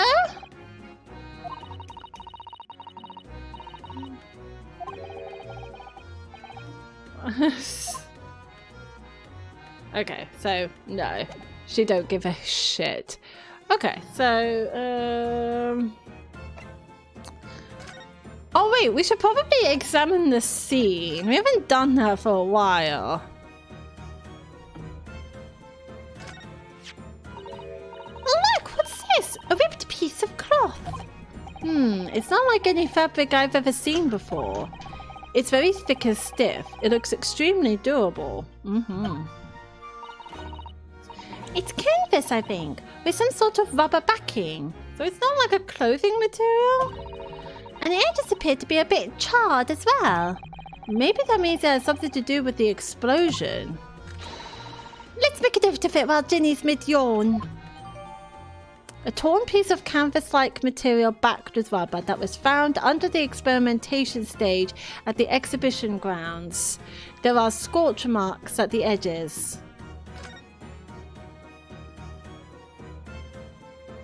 Ooh, what's this? For some reason, the ground is damaged in this spot. Look. Almost as if there was a fire here or something. Yes, if you look closely, there's some scattered ash and burnt embers too. Well, I suppose there was a big explosion just above here. People probably wouldn't bat an eyelid at a small fire like this would have been. I'm not sure we English are quite that laid back, Bruno. Oh, okay. And then there's this. Oh, it looks as though somebody dropped something behind the tree just here. Dropped or hid? Ooh. What is this? Some sort of the machine that exploded? Maybe. It could have fallen from the platform above in the blast, perhaps. What's going on here? Oh, nothing. I think I'll hang on to this just in case. Mysterious contraption, a very curious device found behind a tree under the experimentation stage at the exhibition grounds, almost as if it had been hidden there deliberately.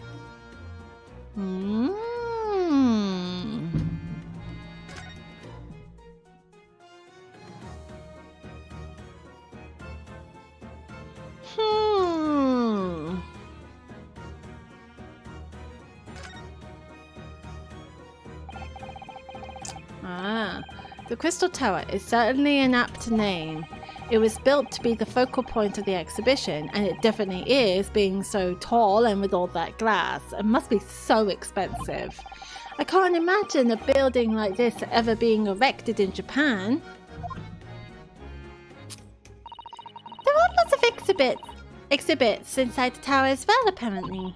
Of course, there's an observation deck, but there's also an art gallery, a zoo, and a museum.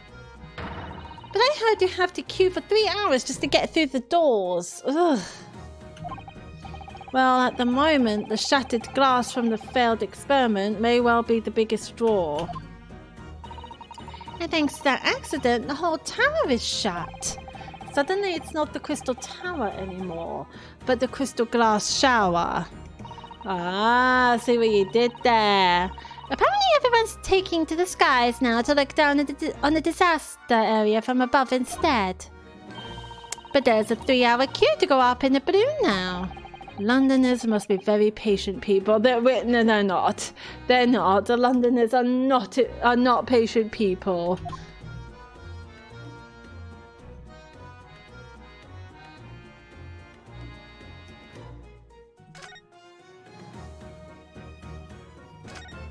Just check the hole.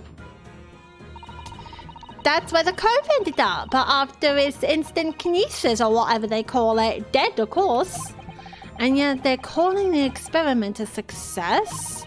What's the wooden scaffold there for? The coppers, our lads, set that up after the incident happened. To get the body down, I think. Don't know, really. Didn't you help to erect the scaffold then? Nah, lookout duty's more my thing, wandering around the exhibition and keeping a lookout for the fun stuff. Mind Gregson doesn't hear you saying that, or he'll give you the boot. Oof.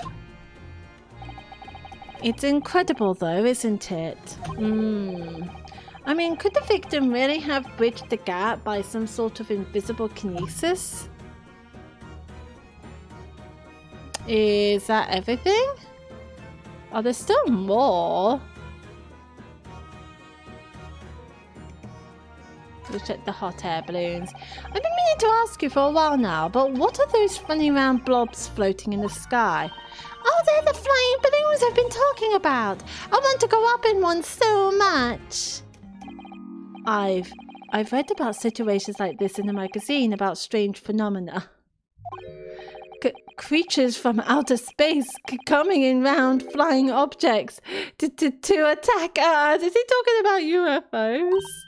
What? Wait, I suppose the inhabitants of other planets are bound to be interested in the great exhibition. This is it, Iris. It's happening. It's not. Don't worry. I'll explain it all to you later over a nice cup of tea, Runa. Oh, I can't go wrong with a nice cup of tea.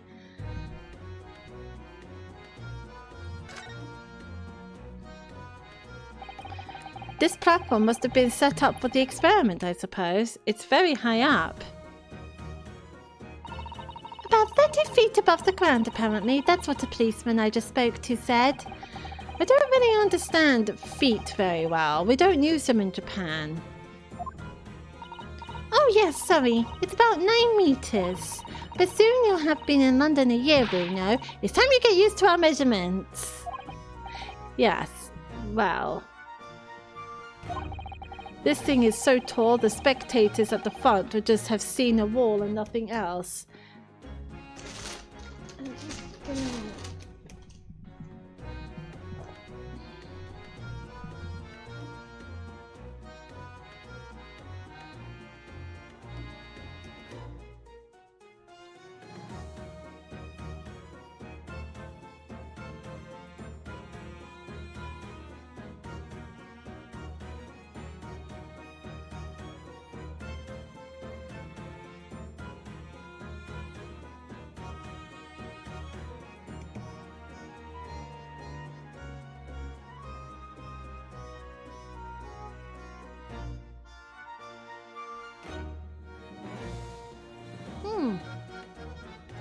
Hang on, I will be right back.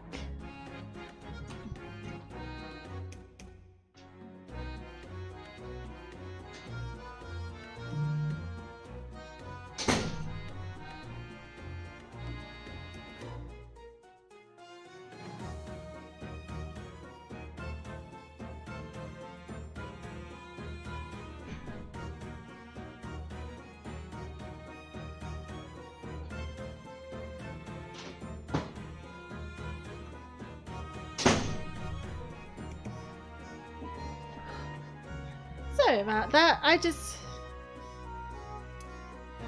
just got a parcel. The thing is so tall, the spectators at the front would just have seen a wall and nothing else. They probably thought they secured the best spot to watch from, only to be disappointed.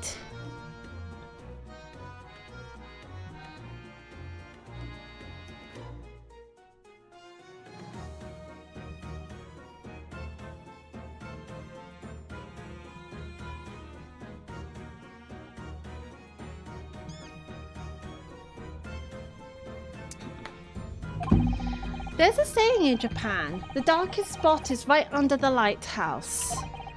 I feel like it probably applies here. Oh, we're talking about this. Okay. And this will take you to the exhibition, I presume? These stairs obviously lead to the stage above. We should go up there and investigate the exact spot where the experiment was being conducted. Oh, we're going up there. Okay. Jesus! 22nd of October, the Great Exhibition Grounds Experimentation Stage. Jeez, so that's it, is it? The machine that blew up, it looks pretty blown up. Oh, it must have been a magnificent explosion, and I've seen my fair share. You've seen things like this before, you mean? Of course, Hurley's always doing experiments that end in a bang. In fact, in his own words, explosions are the very essence of chemistry. Ah, that might explain the smell of burning that frequently comes wafting up the stairs. One time he made something that exploded with such force it took the roof off the building. I wish you'd have been there to see it, Bruno. Why is she so happy about it? It's hard to get too excited about that, given that I now live in the roof. I mean, true. Well, anyways, that's enough about that. It's time to investigate. God, where to fucking start? Oh look, Inspector Gregson is over there. I suppose we're talking to him too. He seems to be deep in thought about something, whilst eyeing up the machine carefully. Really? He just looks confused to me. We'll examine first. Look at this. It ripped itself apart magnificently, didn't it? Magnificently and mercilessly. So someone stands in the middle of the machine to be disassembled and then beamed through the air. Yes, beamed. Not blasted. That's the point. Yes, that part's crucial, really. Is something like that even possible, though, Iris? Oh, Bruno, I'm just a child. How should I know? A child when it suits you, you mean? Lol. From what I can tell, I think if you were to pull this lever... Stop! Don't touch that! Yeah, I was gonna say, don't touch it! That was practically instantaneous kinesis, the way you flew over just now, Grexy. Please, your ladyship, I didn't mean to startle you, but I can't let you touch anything up here. So sorry, you can have some of my latest special blend to make up for it. Does he really like the tea, though? Oh, wonderful. This stuff really is wonderful. It's just like old times, this is. A little bit. Last time this happened, this was in the first game. We're representing Professor Hairbrain in court tomorrow, Inspector. So we should be allowed to examine the scene. Ha! Listen, Sunshine, even I'm not allowed to touch anything up here. It's that blasted special dispensation for scientific equipment. Oh, yes, that special dispensation. Sorry, I accidentally held spacebar. That was my bad. The professor mentioned that too. More red tape's all we need. I don't know what the government thinks. It's playing that sometimes.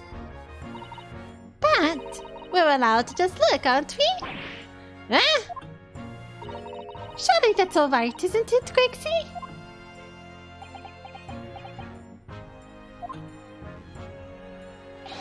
Of course, your ladyship. Anything you say, your ladyship. But please don't get your dainty hands dirty, will you? Don't worry. We wouldn't dream of touching anything, would we, Bruno? She really knows how to get what she wants.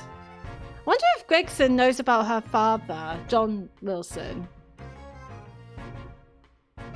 I suppose we're talking to him. Government policy. Using high voltage electricity is to somehow disassemble a man's body and then beam him across to the Crystal Tower. It's an extraordinary thing to attempt, especially in public. True, it was by far the most unusual of the experiments planned for the exhibition, mind. To be honest, I'm a bit surprised it was allowed, carrying out something so dangerous with so many spectators present, I mean. The government's doing everything it can to promote new science and technology at the moment. They're more worried about being ahead of the game than the odd spot of public safety infringements. If they could be the first to develop some new technology, it makes Britain more powerful in the future, you see. Yes, I suppose that's true, in a way. So the powers that be are placing a heavy emphasis on scientists right at the moment.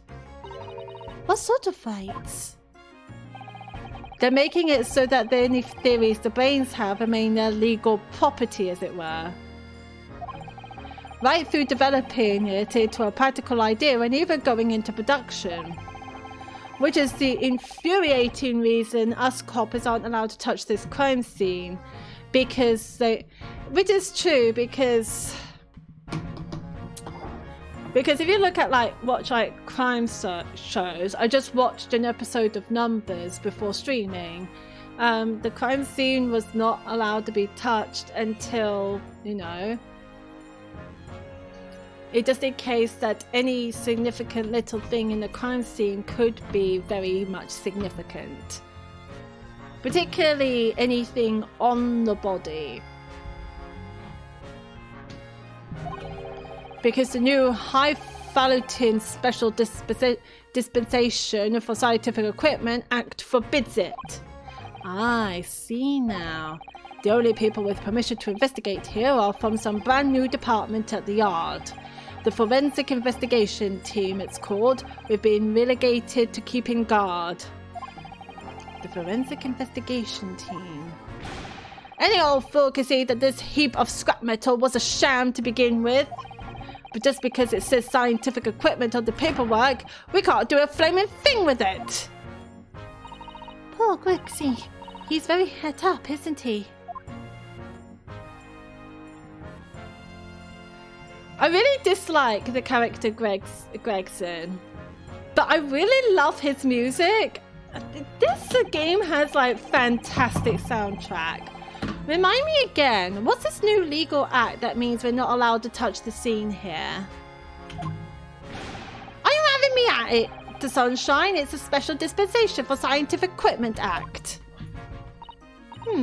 Yes, I think I heard he mentioned that recently, with a real twinkle in his eye, as I remember. I'm sure he did, your ladyship, I'm sure he did, passed especially for this great exhibition it was. All scientists have to do is present their ideas or inventions to some suits in the civil service. And if it gets rubber stamped, that's a guarantee of rights to maintain the invention's confidentiality. So keep it under wraps. What does that really mean? Think about it. Think of all the world-changing new inventions on display every day at this exhibition. Although a good half of them are a load of cobblers, if you ask me, put forward by shammers like yourself. I bet one of them is a computer, or at least... like would it be an analytical engine, or was that before Victorian times? Thanks for that. Oh, I love how absurd some of the inventions here are. It's all so fun. It might be fun to you, but a member of the force has to be present at every single demonstration. Can you imagine, eh? Hang science, that's what I say. Oh, I don't think so. That sounds like my dream job. You soon think otherwise after spending a day guarding all these shammers' bogus contraptions. But if they're all bogus, how can anyone hope to demonstrate them? There'd be no point. Exactly. Yeah, well.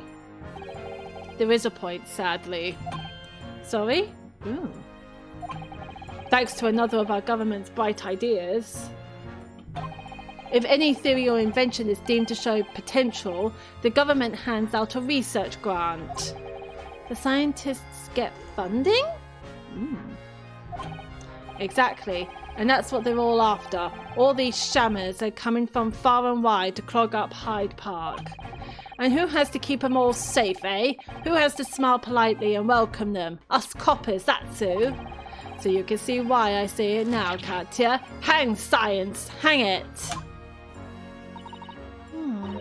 Maybe I can see your point. Professor Harebrain, what do you think about him? Apparently, Professor Harebrain lives and works in Germany now, conducting his research. Well, not now. He's in prison. Yes. He was in Germany. That's right. Came back to Britain especially for the Great Exhibition, as I understand it. Probably after one of the government's research grants. Actually, we learned something else about the professor earlier today. About his time in further education. It turns out he was at university with someone we both know. With Lord Van Zeeks. Lord Van Zeeks. What's that? That's news to me. But if Van Zeeks mans the prosecution, then as the accused, the professor's fate is... sealed? Because the Reaper will get him one way or another. blimey, that man's beyond me. I don't know what goes on in that head of his. No, nobody does. He's a very complex character, old Van Zeeks. Talking of Van Zeeks, this morning's paper ran the story of him being attacked. Read that? Oh, yes, but Mr. Reaper is completely fine.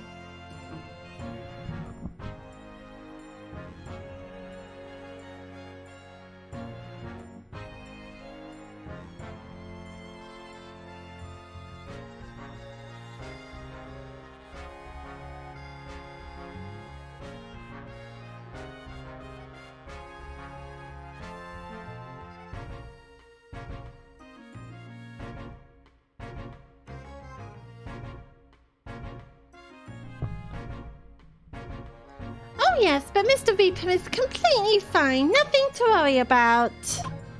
Make sure I'm not muted. Cool. Yes, right. Glad to hear it. Still, the Reaper, huh? How long's that business gonna keep up, I wonder? The mystery of the Reaper. He is a mystery, isn't he? I want to learn more. The victim of this case, the investor, Mr. Usman. Mr. Usman. Sorry, I'm a child. Usman is funny. He was another of the Reaper's victims. Also, I heard. Lord Barak Van Zeeks is a top-class prosecutor, but even he can't always push the right verdict through. Sometimes justice can't win. Yes, I've heard about jurors being bribed and evidence being falsified. Oh no! Why do they keep going on about jurors being bribed? Is the same thing going to happen to us? That's going to make things even more difficult, and that's how the notion of the Reaper of the Bailey came about, isn't it?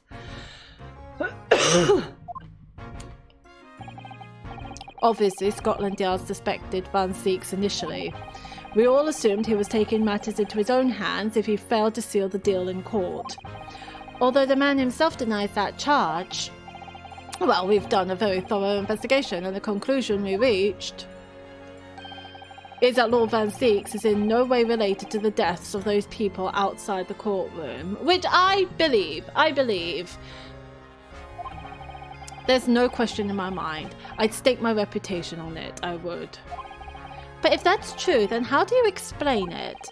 All those defendants couldn't just have coincidentally died if nobody killed them. I know that, but I can't explain it. It's a mystery after all, isn't it? That's the whole point of the Reaper. Professor Harebrain mentioned something else. He said that at university, Lord Van Zeeks was a totally different person, easygoing and kind. You what? Like, he was easygoing and he was a very kind gentleman. You what? You what? You having me on? He said that it was after they both graduated that something happened to change the man. Do you have any idea what it was? No clue. Don't believe you, Gregson. I don't believe you. I think you know something. Really? Look, I've got my hands full watching over this frustrating crime scene. Why don't you go and make a nuisance of yourself elsewhere, eh?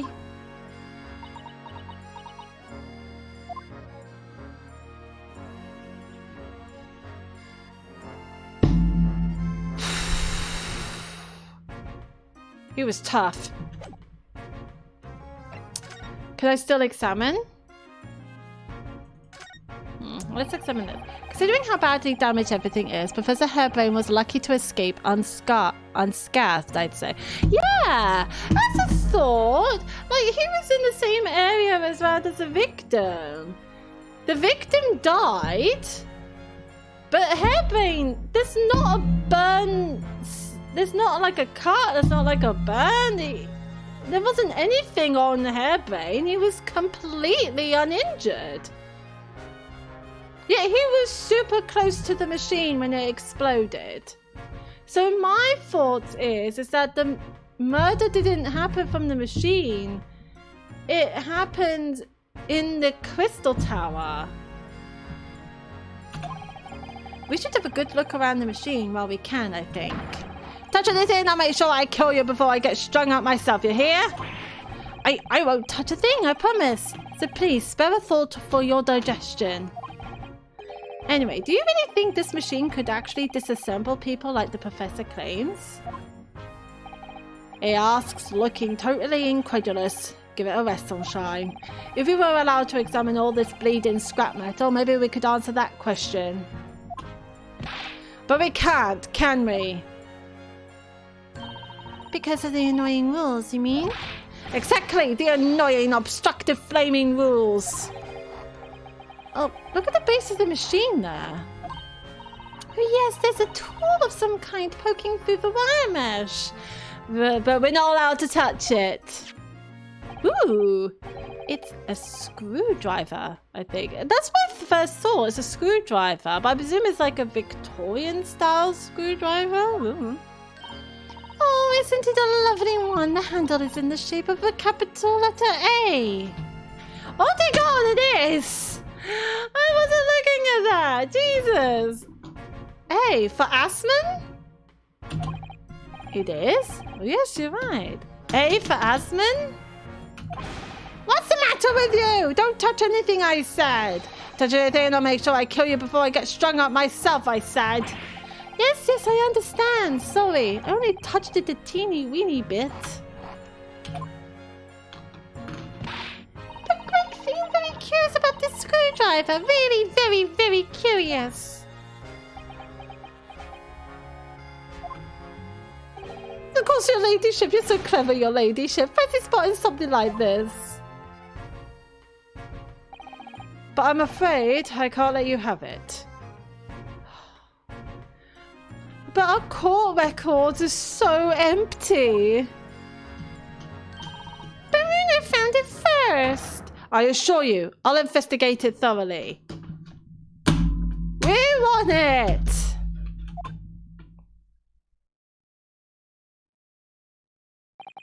He's gone off with it.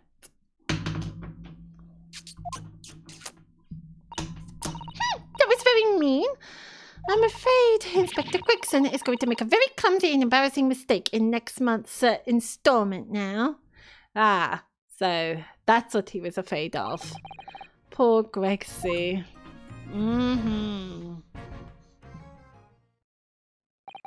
Right. Are you done here, Mr. Naruhodo? Oh, I guess I have no choice to say yes then. Sorry? Isn't it about time you were leaving? Or rather, it is about time you were leaving. I guess we should come back to investigate when he's not there. That lot are here now. That lot? Oh, the scientists? The forensic investigation team. They'll be giving me the heave-ho in a minute too. Oh dear, poor Gregsy. Here, have another cup of my special blend to cheer you up. This circus music, man. I wonder what a tea tastes like. The special blends. I really would love to try a special blend. Ah, that hit the spot. Yup, hits it every time. Well, at least I've seen the scene with my own eyes. It looks like this is as far as we're going to get with our investigations here, at least. I've been thinking. Honey might know something, mightn't he? Yeah, but we don't know where he went. About what? About Mr. Reaper. Ah! About what happened to Lord Van Zeeks, you mean? Because it sounds like something very significant occurred after he graduated from university. Is it about the Hounds of the Baskervilles? Something that completely changed his life. Maybe, but I have no idea where to find Mr. Holmes at the moment.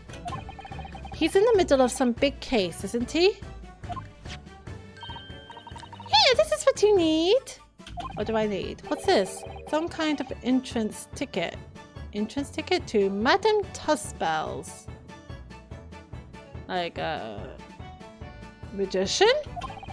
Madame Tussbells. Is it supposed to mean something to me? You don't know it? It's the most popular attraction in London at the moment. I'm going to need some whole quiz for this. It's very close to Baker Street, actually. We could go now if you like. Ah.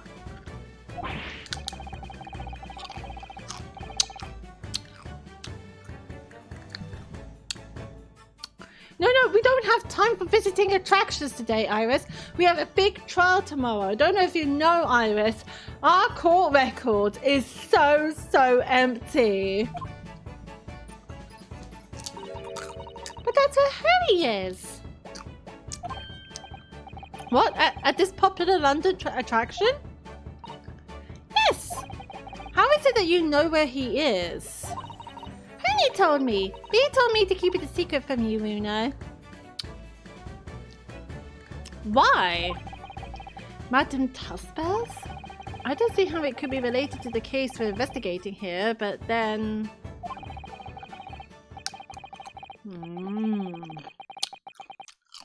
Stranger things have happened.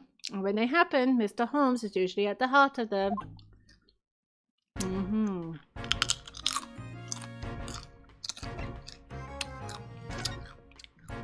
Alright, we're done talking to him. Oh no, we do have, like, stuff.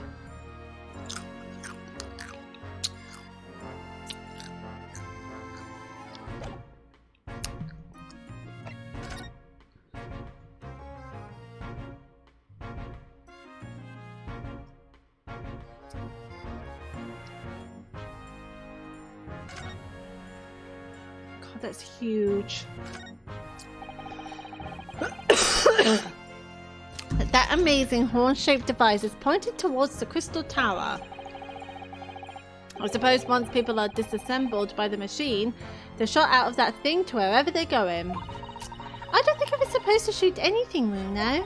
It was set up to beam people to the Crystal Tower where they'd be reconstructed in their original form. Well, I don't like the look of it.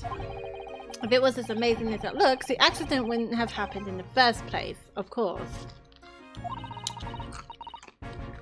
I suppose that's true. Yes. But nothing ever goes according to plan, does it?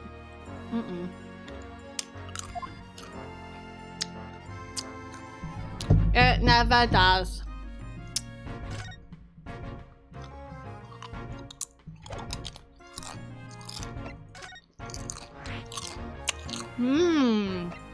I suppose we're going to Madame Tussbells. Let's go.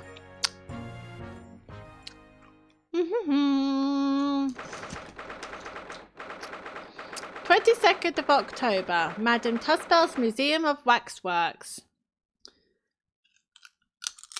I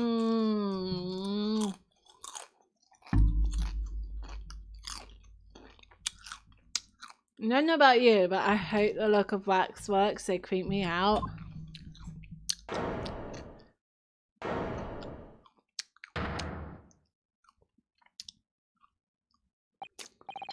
What is this place? Yeah, I was gonna say, I see nothing but murder.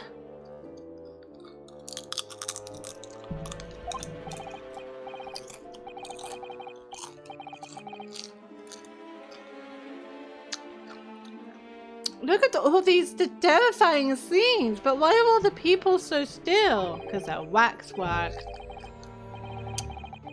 Guillotines, ruthless murderers. I know what I'll be dreaming about tonight.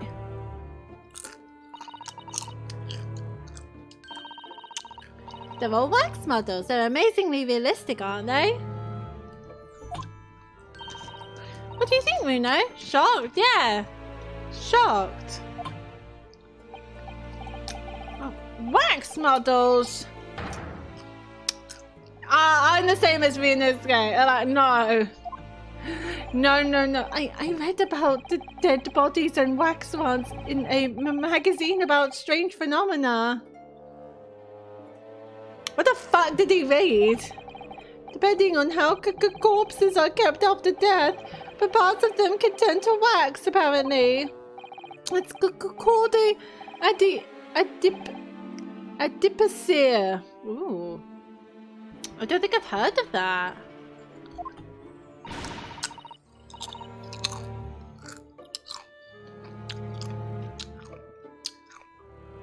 Stop talking about creepy things like that, Runa. You're scaring me. We're in a scary wax model place. Anyway, adipocere doesn't form readily, you know. Ryunosuke doesn't like this. Oh shoot. What now?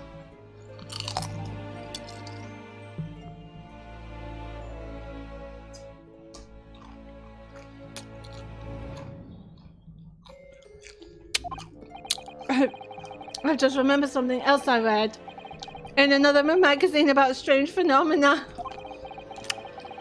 There was an old lady, maybe a witch, who used to pour molten wax over corpses and put them on display. None of the exhibits in here are real.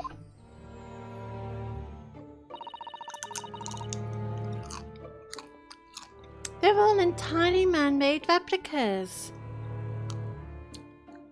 They can't be. Do you really expect me to believe that? Just look at them. They do look kind of real, yes.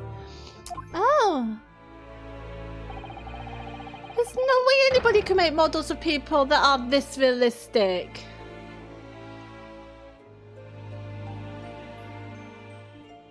Hi, Sherlock. And they're all such gruesome scenes.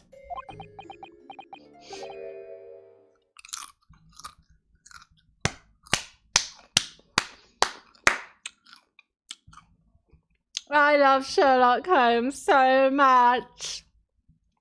Wait. Wait.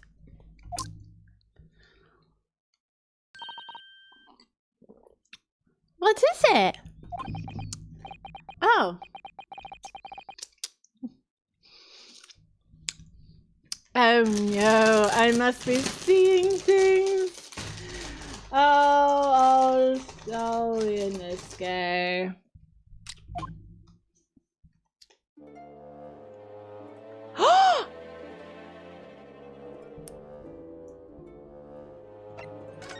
What is that? What is that? Is this an arm? It looks like an arm, doesn't it? But yes, thank you, Iris. Maybe one of the waxworks models has fallen over. You don't think it could be the work of one of the mass murderers in here, do you? Oh no, just stop scaring me. Is it a wax arm or a real one? Why not touch it? Come on, we're always pointing that finger of yours in court. Poke that arm now and see how it feels. Objection! Oh, we're not gonna figure out if that arm is real or not? Okay.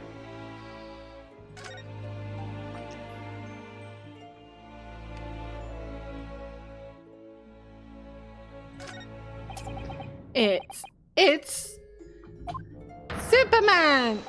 The great detective, Mr. Sherlock Holmes! Why is he doing that? Mr. Holmes has his own wax statue in here? Really? No, because he was in a different position. Well, he is world famous after all. It's an uncanny resemblance, isn't it? It makes my skin crawl to look at it. I know! But look, Bruno, you can kick this Hurley and he doesn't move a muscle.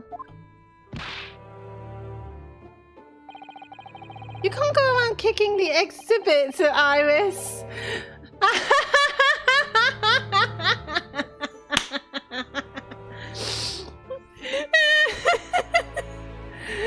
Wait.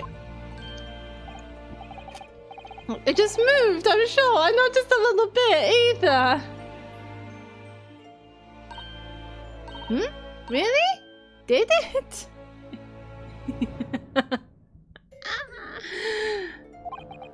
And look closely. There are beads of sweat on the face of this waxwork model.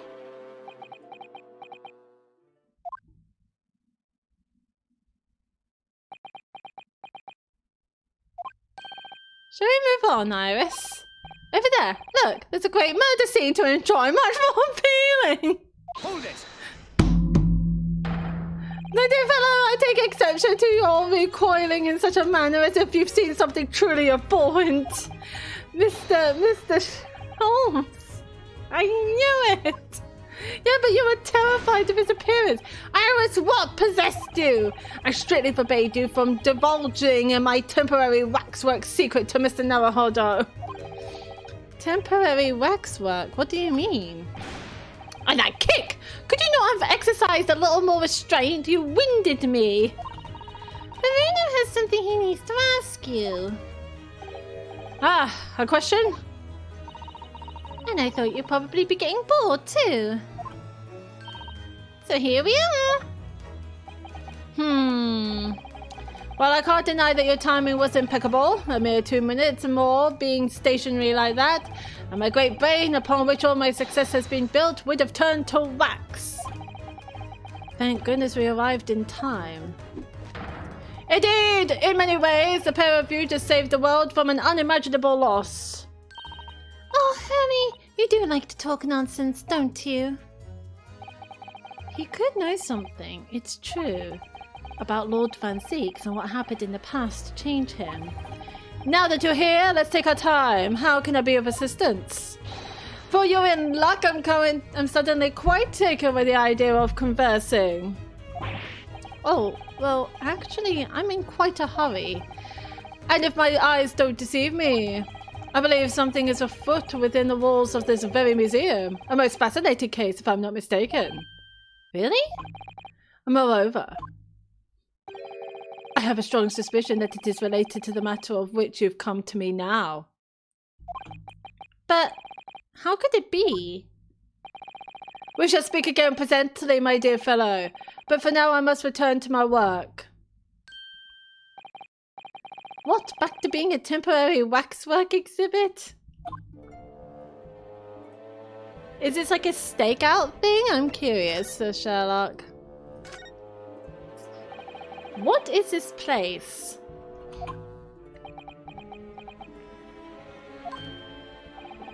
Madame Tuspels came to London from France 3 years ago, I understand. Since she opened this little waxwork museum last year, it's enjoyed great popularity in London. There are museums like this in Japan too, but these displays are something else. I mean, they aren't made from actual real people, are they? The extreme realism of these waxwork models is a particular secret of the Tuspels family, they say. They earned renown during the French Revolution for waxworks of victims of the guillotine. Ugh. That sounds grim. The gruesome scenes were portrayed with such a realism in the expressions of the faces of the condemned.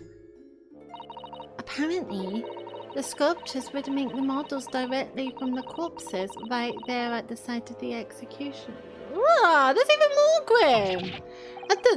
That really turns my stomach. That's just one of several legends about the Tuspels family. Whether there's any truth in it, I couldn't say.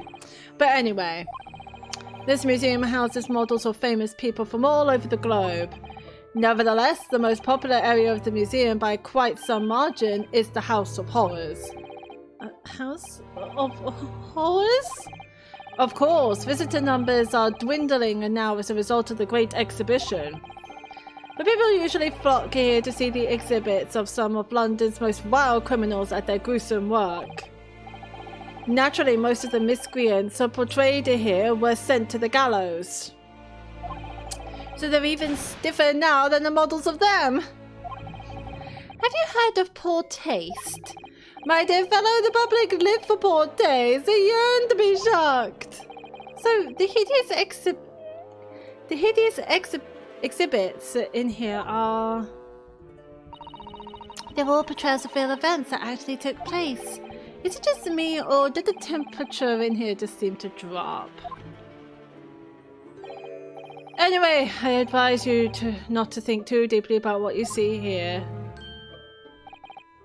Oh, he's back to being waxwork. Is he? Apparently so. That scarf looks awfully familiar on that policeman. What do you mean by a temporary waxwork, Mr. Holmes? Exactly what you see. I'm part of the exhibits here, catching these criminals in the act. Catching them? Every half an hour, I home in on a different killer in one of the displays and adopt a new pose to ensnare him. What? When members of the public come for a closer look, I offer them my hand to shake. For a shilling, I'll happily allow them to take a photograph with us. Us? Does he mean him and the waxwork murderers in here? But why, Mr. Holmes? My dear fellow, isn't it obvious? For the money! For the money! I knew it was for the money. He really roared at me there. Very fitting for the House of Horrors. As it stands, I may struggle to pay this month's rent, and I have the ravenous Iris to consider. Oh, Hurley, I'm so hungry. No, don't say that. If push comes to shove, I shall have to ask you to do your bit, Mr. Naruhodo. What's he threatening to rope me into now? So, with that in mind, how about a photograph? As a special treat, you may have your pick of the murderers and scoundrels in here. The choice is yours. Maybe some other time. Remember, Mr. Naruhodo, ignore me at your peril. That's definitely a threat. Ah, he's back. He's back to being a wax statue. Okay. You do you, fam. Back to being a waxwork again. Is it just me, or did his final remark there sound a lot like a curse? A little bit, yeah. We need to ask him about Van Zeeks. Let's go.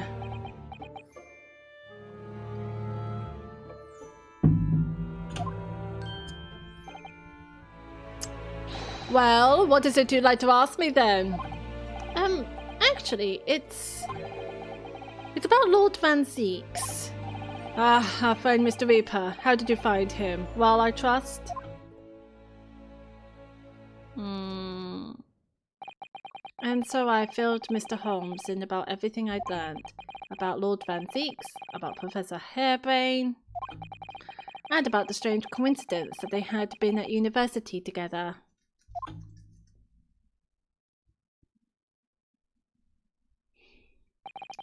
So I'm wondering what it was that happened to make Lord Van Zeeks such a different person. I was sure that you know, Hurley. It looks like he does. You said there was something going on here in this exhibit hall before, that something was afoot, and that you believed it was related to what I wanted to ask you about. Mr. Holmes? He suddenly clammed up. Well, it seems we've reached the unavoidable... Greetings! Oh, hello! Oh, hello! Where did she appear from? And what's she wearing? Could she be any more... Could she look any more mysterious? Oh my god, I love her! I love her. That is mummy vibes right there. I hope you are appreciating my museum. Sorry, have we... Mr. Shums, do you know this...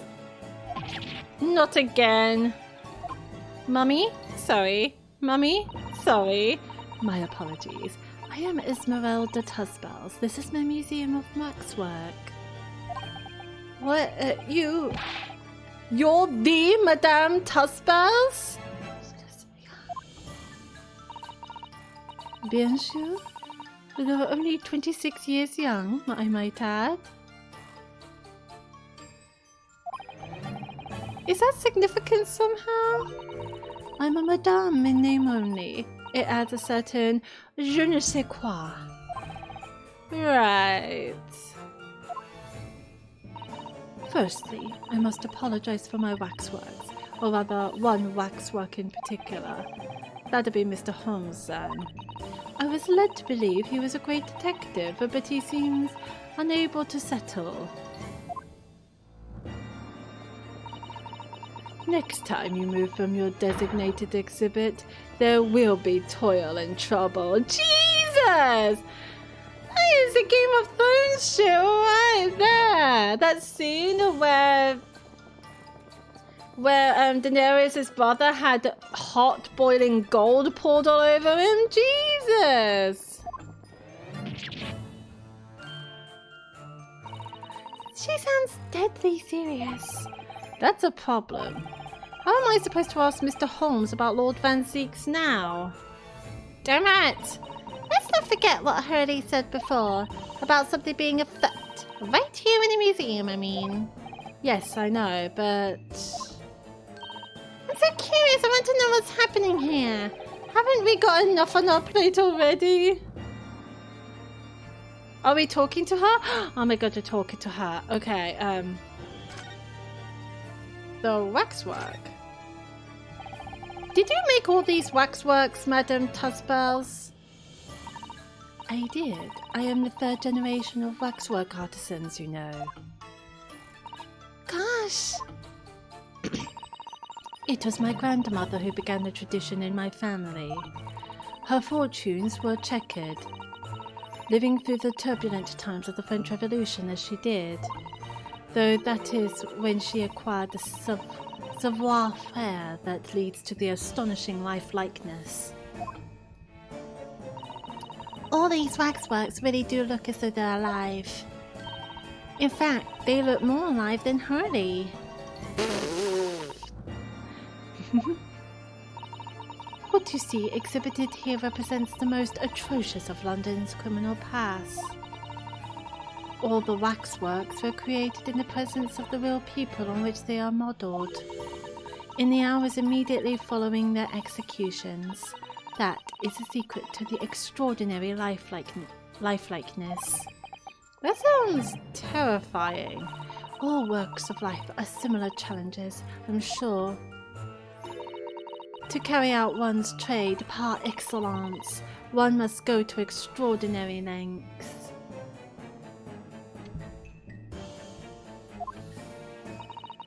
My exhibits are a reflection of society. I create only that which the public wishes to see. I love her. I love her red eye! She has sexy red eyes! I feel like she's the murderer though. Why couldn't the public have wished for something less horrifying? Do not fear. Sorry? This room is the only one in the museum with such a macabre theme. I do hope you will explore. There are models of famous singers, actors, politicians, something for every taste, I hope. It was Iris who dragged me straight in here, come to think of it. Sorry, perhaps I should have eased you into things. The Great Detective Waxwork, what's that about? What's the situation with that? Ah, my temporary waxwork model. He approached me some days ago, you see, with a business proposal. Oh, what sort of proposal? My dear madame, what these sparse exhibits need is the addition of a world-famous great detective. All words to that effect. Huh. Naturally, I am well aware that Mr. Sholmes is widely known in London as a talented detective. It's great detective, actually. He's very specific about it. Yeah, so the creme de la creme, so I was keen to come to some arrangement with him, of course. But sadly, we were unable to agree terms. Let me guess, someone wanted to charge an exorbitant price for his services? For a mere £500! I will dive into your cauldron of wax this very moment! All words to that effect. Mr. Holmes might have overdone it slightly with the sales pitch. I mean, respect the man. He tried. Regrettably, the museum has a shortage of funds at the moment due to unforeseen circumstances. So we came to the current arrangement instead. Surely he doesn't really need to do what he's doing, though, does he? I would think not, but he was very insistent. I have a 50-shilling problem that must be resolved by the morning. Really? He has debt problems. I mean, that's not surprising, actually. Or words to that effect. It's the pawnbroker, that's what it is. You must have something to redeem. Is the consulting detective work not going so well? I would have thought he would get a lot of money, otherwise how would he afford that house? Something's afoot here. I wonder, could I ask you something? Monsieur. I'm just curious, is there anything going on in the museum at the moment? Some kind of incident, perhaps? I have not did examine this room, so I wouldn't know what they're talking about. Whoever suggested such a thing to you? Oh, well, it was...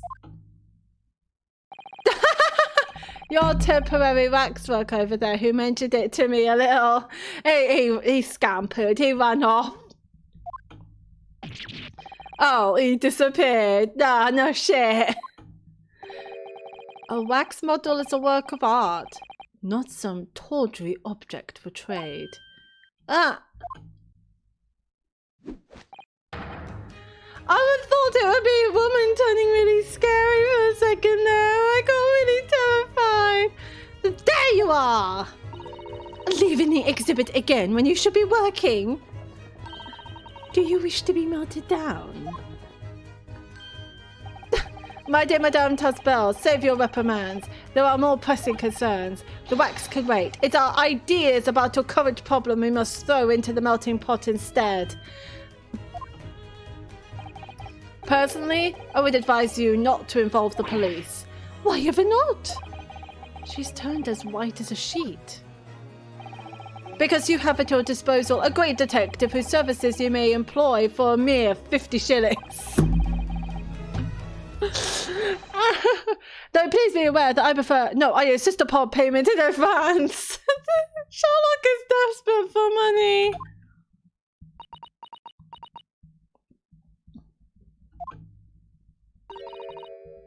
Very well. Let us see if the great detective is able to live up to his name, shall we? Before I engage my analytical processes, I must ask you to clarify something. What, pray, is behind the curtain? That is the Tasbel special exhibit. There is an extra charge to see it. Ah, the special exhibit in the House of Horrors. Ooh. It most depicts a special killer then, I presume. She's not a happy bunny. She's staring at him angrily, but it's a sexy kind of angry. Would you be so kind as to draw back the curtain, I wonder? Absolument none. There is nothing amiss behind there. Nothing amiss, madame? What about the arm protruding ominously from under the curtain? That's the first thing I saw. This is my favorite song of the soundtrack. I strongly encourage you to allow me to see what lies beyond before the situation worsens. No, don't stop the music. Yes, very well. I will draw back the curtains, but only a soupçon? But only a soupçon? Is it soupçon? Shouts reality, hello lovely, welcome to the stream. Let me give you a shout out. How have you been? Yeah. Do check out Xiao's reality. She plays all sorts of various games. Fortnite, Disney Dreamlight Valley, 7 Days to Die, all sorts. How you been, lovely? How was your weekend? What's behind the curtain? I must confess I peeped behind the curtain earlier. The Tuspel special exhibit is a very bleak graveyard scene indeed. And yet, somewhat surprisingly, the waxwork killer one would expect is nowhere to be seen. What does strike one, however? It's a portly gentleman lying peacefully on his back on the floor.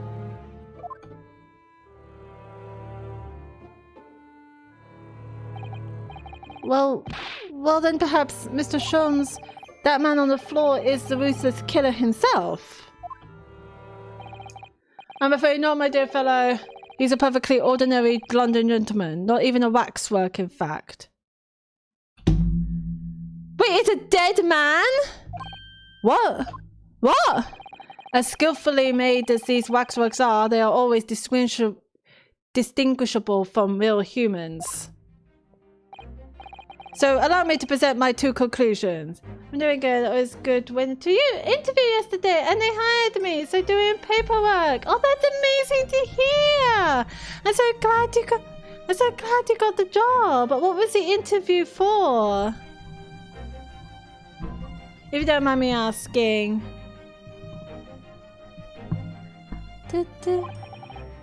The first is that a sizable business transaction has been taking place in this special exhibit. A receptionist for a theme park. Oh, that's so cool. Oh, I do hope the job goes well, lovely.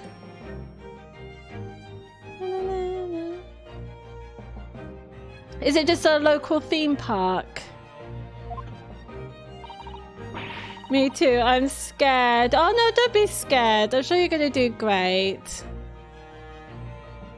Scared but excited. Oh, good luck. Yes, do DM me. I do hope it goes very well.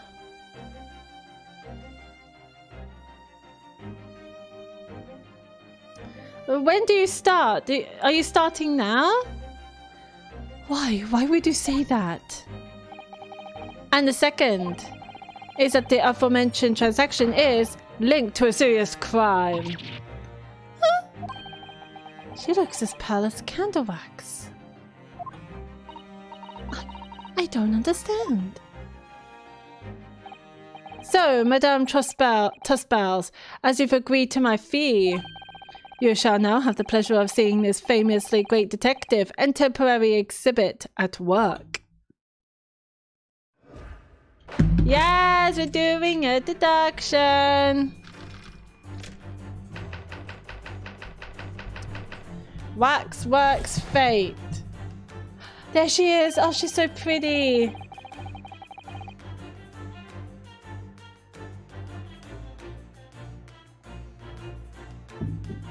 Waiting to hear from them. Ah. Oh, nice. Oh, I hope you will have fun there.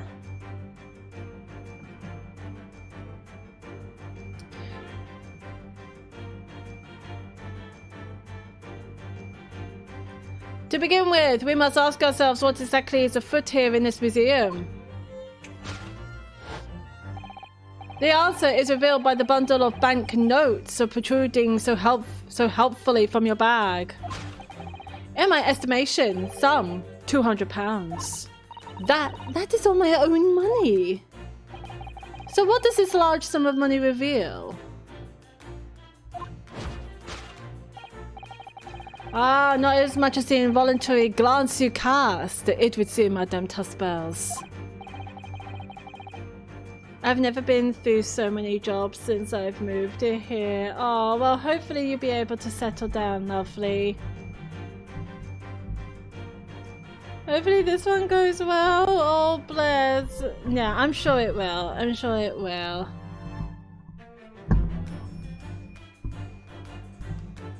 Yeah, I haven't got a job since my temp job around August, September. And ever since then, I've just been learning to code and applying for stuff. So it's tough. It's really, really tough. So hopefully it will go well. Yes, the odds are lies where your eyes now fall. The significance of the £200 is revealed by that public notice. Waxwork for sale? Your business has hit hard times, it would seem. In short, you sold the infamous killer, the centerpiece of your special exhibit, for the sum of £200. No! Now, let us explore the next curiosity with which we are presented. Who is the portly gentleman stretched out so peacefully on the floor? It would appear the man has suffered a severe shock, the cause of which is clearly known to you. Okay. Unfortunately, madame, keeping secrets does not appear to be your forte. What dealt the man such a shocking blow was, of course, the £200. It would appear that you twisted this gentleman around your little finger most effectively. What are you suggesting?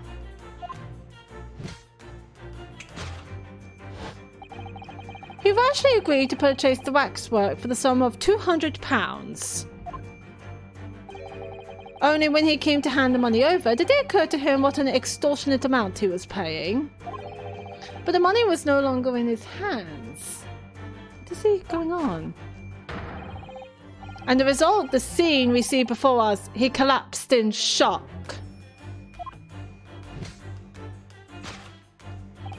Yes, the killer in this special exhibit fetched a killer price. We can only pray that the gentleman's dreams are not plagued with regret. Is there another one? Sold for cash. Waxwork location. The question that arises then is what has become of the waxwork that changed hands? Let us consider that problem for a moment. You cannot possibly. What immediately strikes me about this conundrum is a young man standing over there. That raises some suspicion for me as well.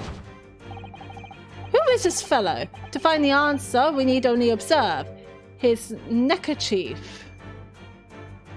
Really? Such as is worn by policemen as a secret sign to fellow members of the force that a crime is being perpetrated. Yes, this young man is an undercover policeman, currently investigating this museum. I know him well, in fact. It's Sergeant John Clay. What are you talking about? The man's quite a celebrity. He received triple accolades at last year's policing awards. But... Next, we turn our attention to the old man sat before him with a particularly unsightly visage. I've been watching closely, and he hasn't moved a muscle. Almost, in fact, as if he were a waxwork. I mean, yes. But I feel like she's trying to explain herself, but she couldn't get her word in. Your reaction only confirms my suspicions, madame. I noticed it at once, of course. Observe. The telltale sign that instantly proves whether or not this old man is a waxwork is the obvious price tag. Threepence? A tragically low price, you might say. Though perhaps the going rate for aging waxworks are riddled with cracks. And yet you sold it to the portly gentleman for an exorbitant to £200. The sort of plucky behaviour that's sure to attract the attention of Scotland Yard. Isn't that so, madame? I do not... Yes, the waxwork you sold has already been seized by the police and remains in their custody as we speak. The old man must be reunited with his grave in the special exhibit, and not a moment too soon. Alright, Sherlock, we're gonna sort this out.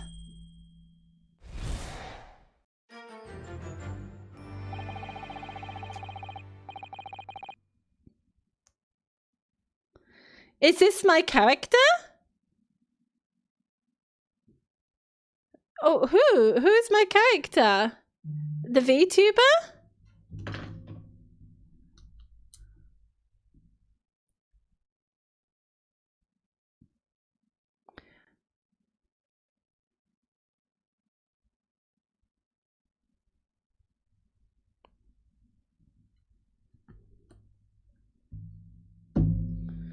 Is it Shawms? Yes, I tried to do so sort of.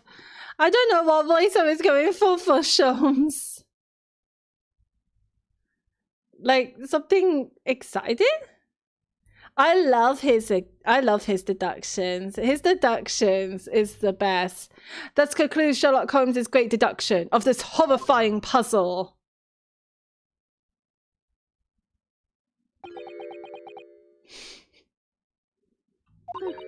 I'm loving it. Thank you. A dust belt is like, into the molten you go. Into the boiling hot wax.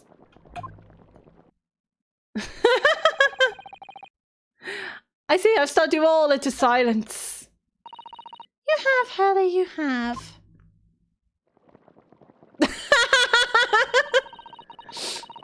She is. She makes wax models. And you've obviously upset this young lady in the process. Her cauldron looks awfully hot. If I could just bring up one point, Mr. Holmes. Ah, the notorious Navajo 1 point. I'm all ears, my dear fellow. According to your deduction, then, the special exhibit featured this old policeman. So, that would mean that he's a particularly ruthless murderer. Wouldn't it? The killer policeman, Ottomol. What? Sorry? It was a mysterious series of murders that rattled the capital only last year. The police rushed to the scene every time, only to find the culprit had disappeared into the ether. And it turned out the culprit was a policeman himself, a senior officer by the name of Ottomol. So you mean that's who the sinister-looking old man there is supposed to be? Indeed. It is a particularly grim face, is it not? Unforgettable, in fact. Yes, I remember that odious countenance only too well. But is £200 a lot of money for a wax model? It would be enough to afford one of the latest steam carriages, if that puts things in perspective. So it is quite a lot, then. Is there anything else you wish to add? Before I melt you down? That bubbling wax is looking more and more ominous. The smell of all that molten wax is starting to worry me. Oh, sorry, I'll be right back. I just need the loo.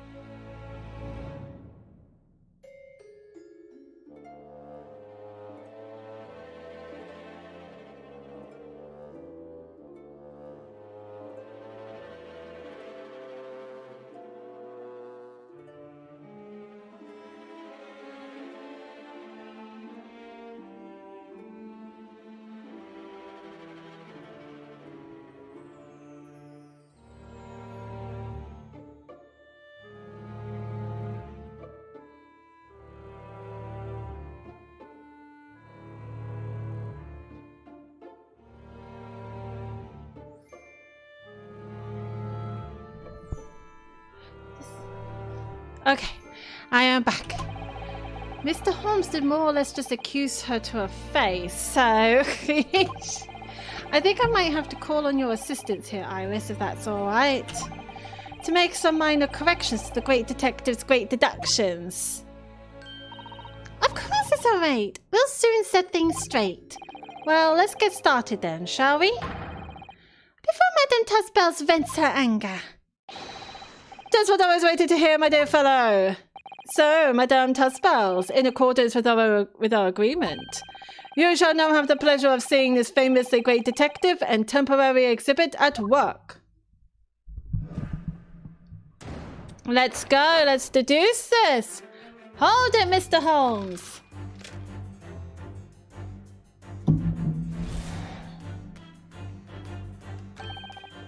To begin with, we must ask ourselves what exactly is afoot here in this museum. Is he pretending to be a wax model while deducing? The answer is revealed by the bundle of banknotes protruding so helpfully from your bag. In my estimation, some £200. That is all my own money. And what does this large sum of money reveal? Oh, she's glancing. Ah, not as much as the involuntary glance you cast, it would seem, Madame Tusbells. Yes, the answer lies where your eyes now fall. The significance of the £200 is revealed by that public notice. She definitely looked in this direction, it's true. But I'm not sure she'd sell any of her waxworks, even for £200. Oh, she must put her heart and soul into making them, don't you think? Over and above the wax. If it were me, I wouldn't sell them for anything. For that much money, I would. But it sounds like that makes me a bad person. Well, anyway, I wonder if the £200 could have some other significance. Let's follow that furtive glance again and see if there's anything else that could explain it.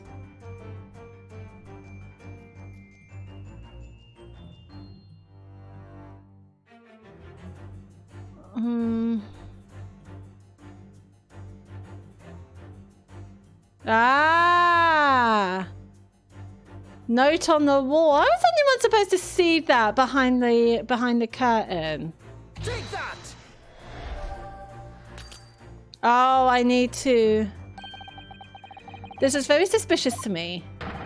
And that's why I'm sure this is the answer we've been looking for. Shirking of that nature will hasten the end of the universe, Mr. Naruhodo. The end of the universe? At the very least, you could examine the note before jumping to conclusions. I forgot to examine the note. You owe the universe that much, my dear fellow. Well, if it's for the survival of the universe, I suppose I could. God damn it.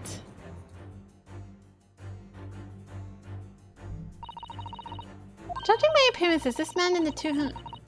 I'm in no way related at all. The poor man was just in the wrong place at the wrong time, it seems, but there's no doubt that Madame Tusbells did react to what Mr. Sholmes says. The way she automatically looked over this way must tell us something, I'm sure. Now let's have more of a look around. What's that note doing pinned on the wall there? Oh yes, let's see. Dear Madame Tusbells, we've taken the prisoner from this room. The price for his safe return is £200. Have the money ready by noon on 23rd of October. That's the next day. What? This is... It's just like the sort of thing that's left behind when someone is kidnapped. Yes, it's a ransom note. Exactly. Jesus. Take that! Let's go!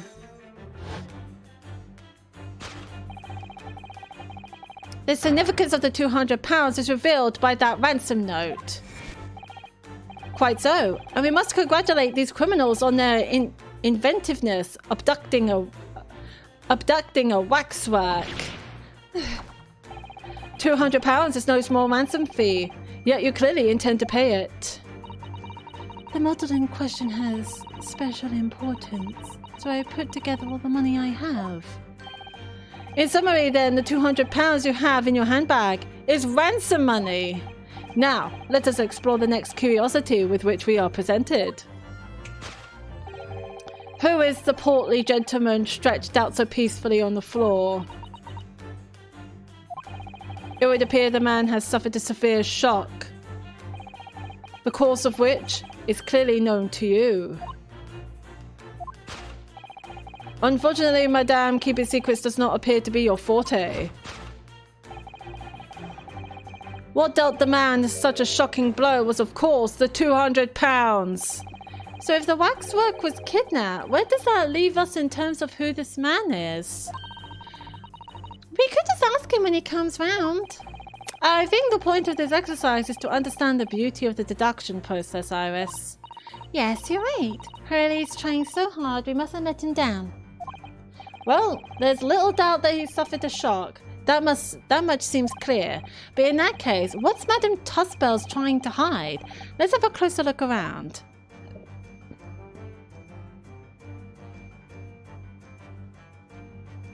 She's got a cloak wrapped around. Wait.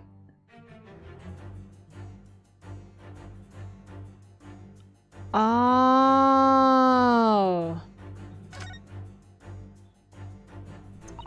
This is just Madame Tussbells' right hand, isn't it? No, it looks...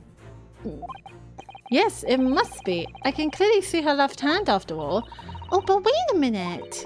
This is her left hand as well, look. Don't say such creepy things, Iris, please. And it seems very stiff too. In fact, it's really hard. You're just feeling the hand. You mean it's made of wax? Looks like we're presenting that. Take that! Woo! We're doing good. What dealt the man such a shocking blow was, of course, the waxwork hand. Indeed, with a solid waxwork limb, one could deliver a very substantial blow. How could you? The hand protruding from the bottom of your cape. It ought to be a right hand, but closer inspection reveals that in fact it's a left hand. And somewhat masculine as well. In other words, it does not belong to you, madame. It is the hand of the waxwork model.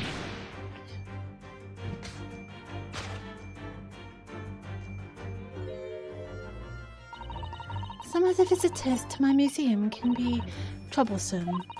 They meddle with the exhibits and cause damage. So you mean that arm? Yes, this gentleman saw fit to try to remove it as a souvenir. No small keepsake, like taking a whole branch of a cherry tree when you go to view the blossoms. I'm afraid I had to teach the man a lesson. You confronted the man and tried to take the arm back. And the result? The scene we see before us. He was knocked unconscious. A point we may need to revisit later, but for the time being, we have our conclusion. Oh well, he's not dead then. Yes, the killer in this special exhibit has been kidnapped!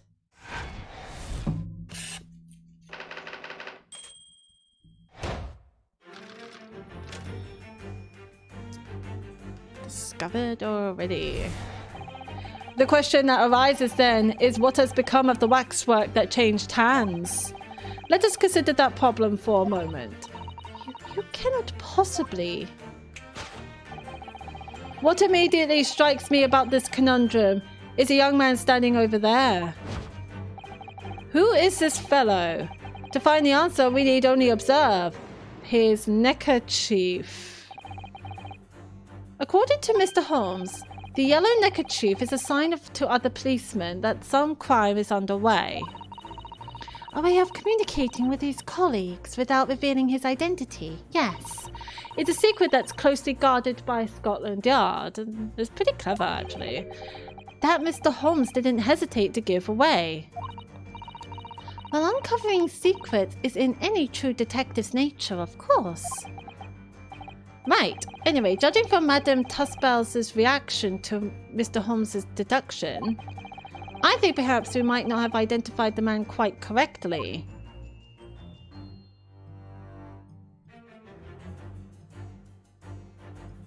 It was his arm. What the? The man has a stub sticking out of his shoulder where his arm should be. Oh, well, that settles that then. Right, this isn't a real person at all. His entire arm's been ripped off from the shoulder down. His arm's been? Of course, that ties in with what we just found out. So we're presenting that. Go! Woo! We are doing good. Who is this fellow? To find the answer, we need only observe his shoulder stub. No such boneless human walks this earth, of that I can assure you. In other words, the man standing here, the young Sergeant John Clay, is in fact defying all odds. A waxwork model. I seem to remember it was you who concluded he was a real person in the first place, Mr. Sholmes. He has become quite a celebrity in London, being the winner of no less than 3 policing awards last year. I simply had to make a model of the man. Naturally, what other explanation could there be? And it was this detective's arm that was pulled off by the man on the floor in the special exhibit, wasn't it? Next, we turn our attention to the old man sat before him with a particularly unsightly visage. I've been watching closely, and he hasn't moved a muscle, almost in fact as if he were a waxwork. But you... Your reaction only confirms my suspicion, madame. I think that's just a policeman sleeping on the job. I noticed it at once, of course. Observe, that's a policeman. The telltale sign that instantly proves whether or not this old man is a waxwork is the obvious price tag. A killer policeman called Ottomol, was it? Was he well known? It was all over the papers last year, but I can't say I know what he looks like. So this could be just a random policeman sleeping on the job. It's a very low price though. Threepence isn't much money. Only enough for a few measly hours of gas in Mr. Garadeb's delightful lodgings, in fact. So this is the special killer taken from the special exhibit, is it? The waxwork that somebody stole from the museum and tried to ransom for £200.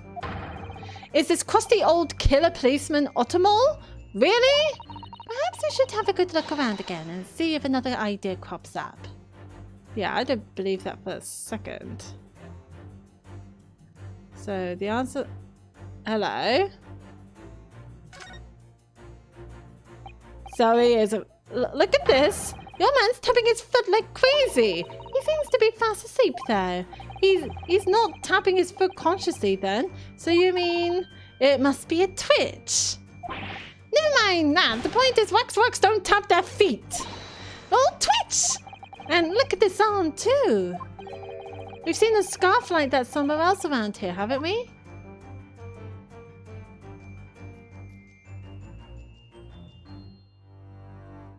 Take that!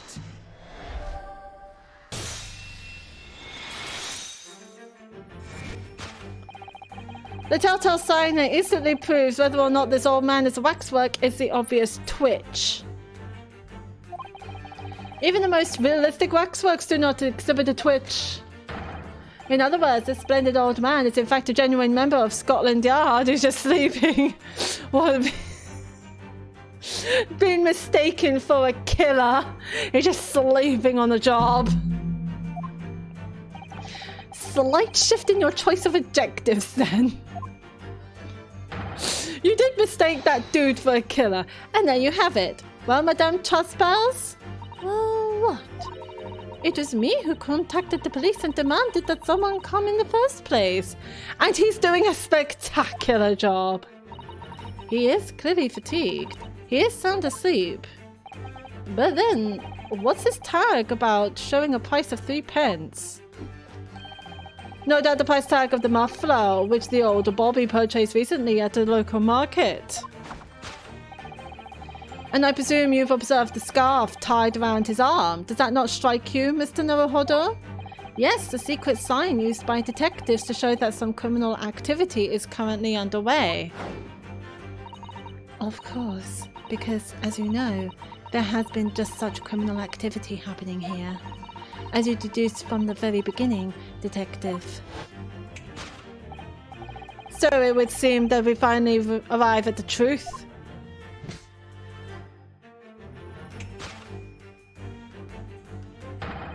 The waxwork of the especially ruthless killer from the special exhibit has been kidnapped. And Scotland Yard are already investigating. I wouldn't call it investigating if they are sleeping. But okay. But the model's whereabouts remain a mystery. Thus concludes Sir Sherlock Holmes's great deduction of this horrifying puzzle. Still a mystery. Solved.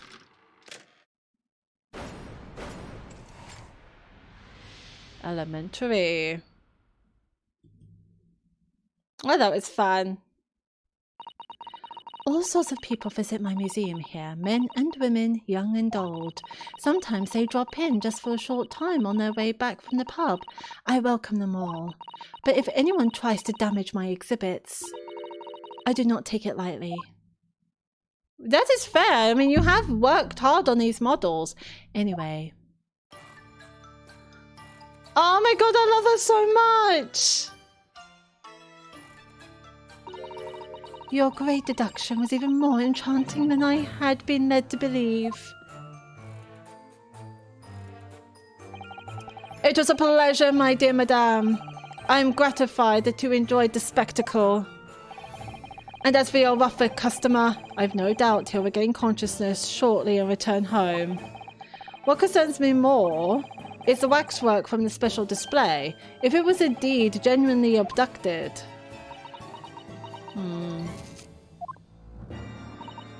Also, you haven't told us who the killer was. Yes, tragically it was. Then I would ask you to recount to us the events surrounding the stolen waxwork, in as much detail as possible, if you please. Very well. But after I have told you what I know, I must insist that you return to your work.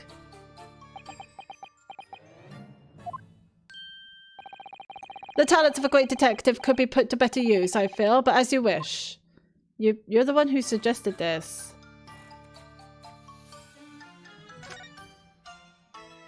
The stolen waxwork. Tell us more about the stolen waxwork, please. It was some days ago now, when I came in here one morning. I immediately noticed that the waxwork was missing from the special exhibit here. It is your most prominent display, so that's why the curtains were closed. And I found the ransom note in its place. The culprit must have broken in during the night and taken it then. So this waxwork that was stolen, it was a model of some horrible criminal, I suppose? Of a particularly horrible criminal, in fact. The killer who left a more profound scar on society than any other, I would say. The Professor. Who's the Professor? Not a name I've heard of. So, Mr. Naruhodo, it seems the circle is complete. Sorry? The Professor case happened at around the time I was born, didn't it? So 10 years ago. Indeed it did, Iris. So it's not something that we're familiar with. 10 years ago, a series of murders that rocked the capital. 10 years ago? Yes, at exactly the time that Barak van Seeks graduated from university, in fact. Oh, shit! So that's why his character changed. What? Surely he's not saying... So the big event that changed Mr. Reaper's life.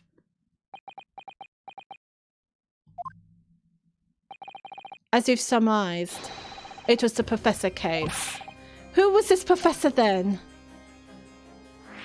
The professor! No, we need to know more. It was a series of gruesome murders that had all of London gripped in terror a decade ago. After 5 victims were killed, the man was arrested and put to death. And now he's immortalized here in wax for all Londoners to admire and enjoy. Though, of course, he happens to be absent at present on account of the abduction. But I don't understand. How is all this related to Lord Van Zeeks? You must first understand, my dear fellow, why it is that the professor earned such infamy. It is due to the victims he chose, some of Whitehall's finest. What do you mean, Harry? Those murdered by the professor were some of the highest members of the British aristocracy. Members of the nobility, even royalty. It sent shockwaves through the country's administration. Members of the... Wait, of course! Well, Professor Hairbrain said. Lord Van Zeeks is from a family with noble blood. Shit! Gosh. It was the 5th victim that led to the professor's arrest. The last of the killer's prey was a young noble by the name of... Clint Van Zeeks. No! I don't believe it. Van Zeeks? Is he like Barak Van Zeek's father? I'm sure you could piece together the rest for yourself. In the wake of his older brother's murder, the young Barak pursued a career as a prosecutor. And eventually became the Reaper we know today.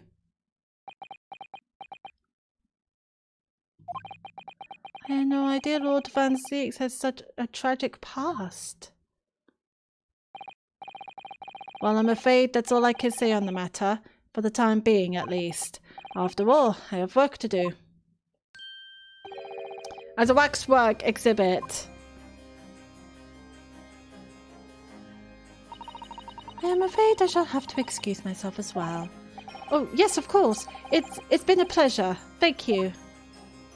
Hopefully we see each other again.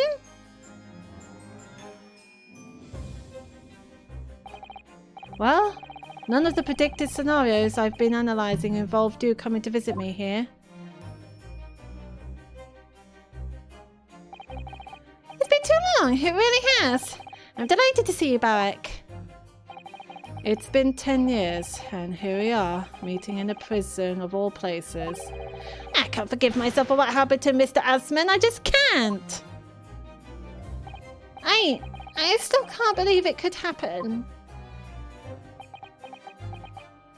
I can't see them as friends. Tomorrow the court will decide. Yes. I have a young Eastern man acting for my defense. He seems reliable enough, though. It was an accident, a terrible accident. He assures me he can prove it. I must warn you. Oh, I know. I've heard already. You're going to be prosecuting, aren't you?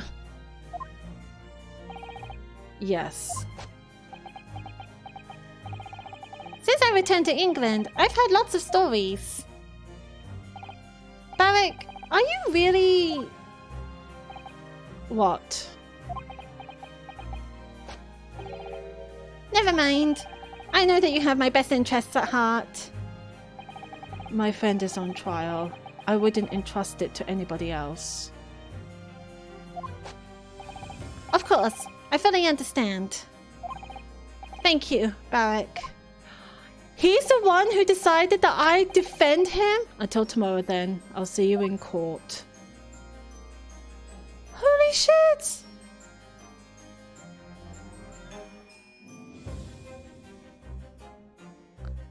Well, I think this concludes a good end to the stream, I think. I think we need to continue this tomorrow.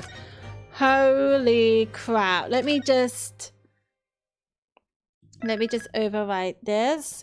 But yeah, I do hope you very much enjoy this stream. That is something else. I say that. Holy crap. Well, first of all, let me find somebody to rate. Who is up and about? Who is up and about? Oh! Excuse me.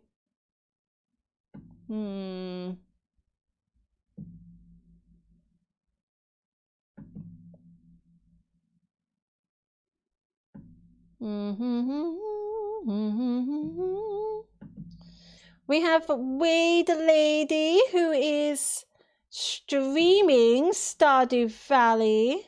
Oh, we have a Mai who's streaming Phoenix Wright. Says we're on the Ace Attorney route. I'm gonna stream. I'm gonna stream. I'm gonna raid Sweet Veggie and Mai. They are a good friend of mine. So do give them all the love in the world. They are streaming Phoenix Wright Ace Attorney. I don't know which game though. So, but yes, do give them all the love in the world. And yes, thank you ever so much for joining me in my stream. I do hope you very much enjoyed it. Tomorrow I shall be continuing the Great Ace Attorney Chronicles. So if you are interested, do come by and say hi. I greatly appreciate you, lovelies. And as always, do take care. Have a wonderful rest of your day. And I shall see you guys tomorrow. Bye-bye.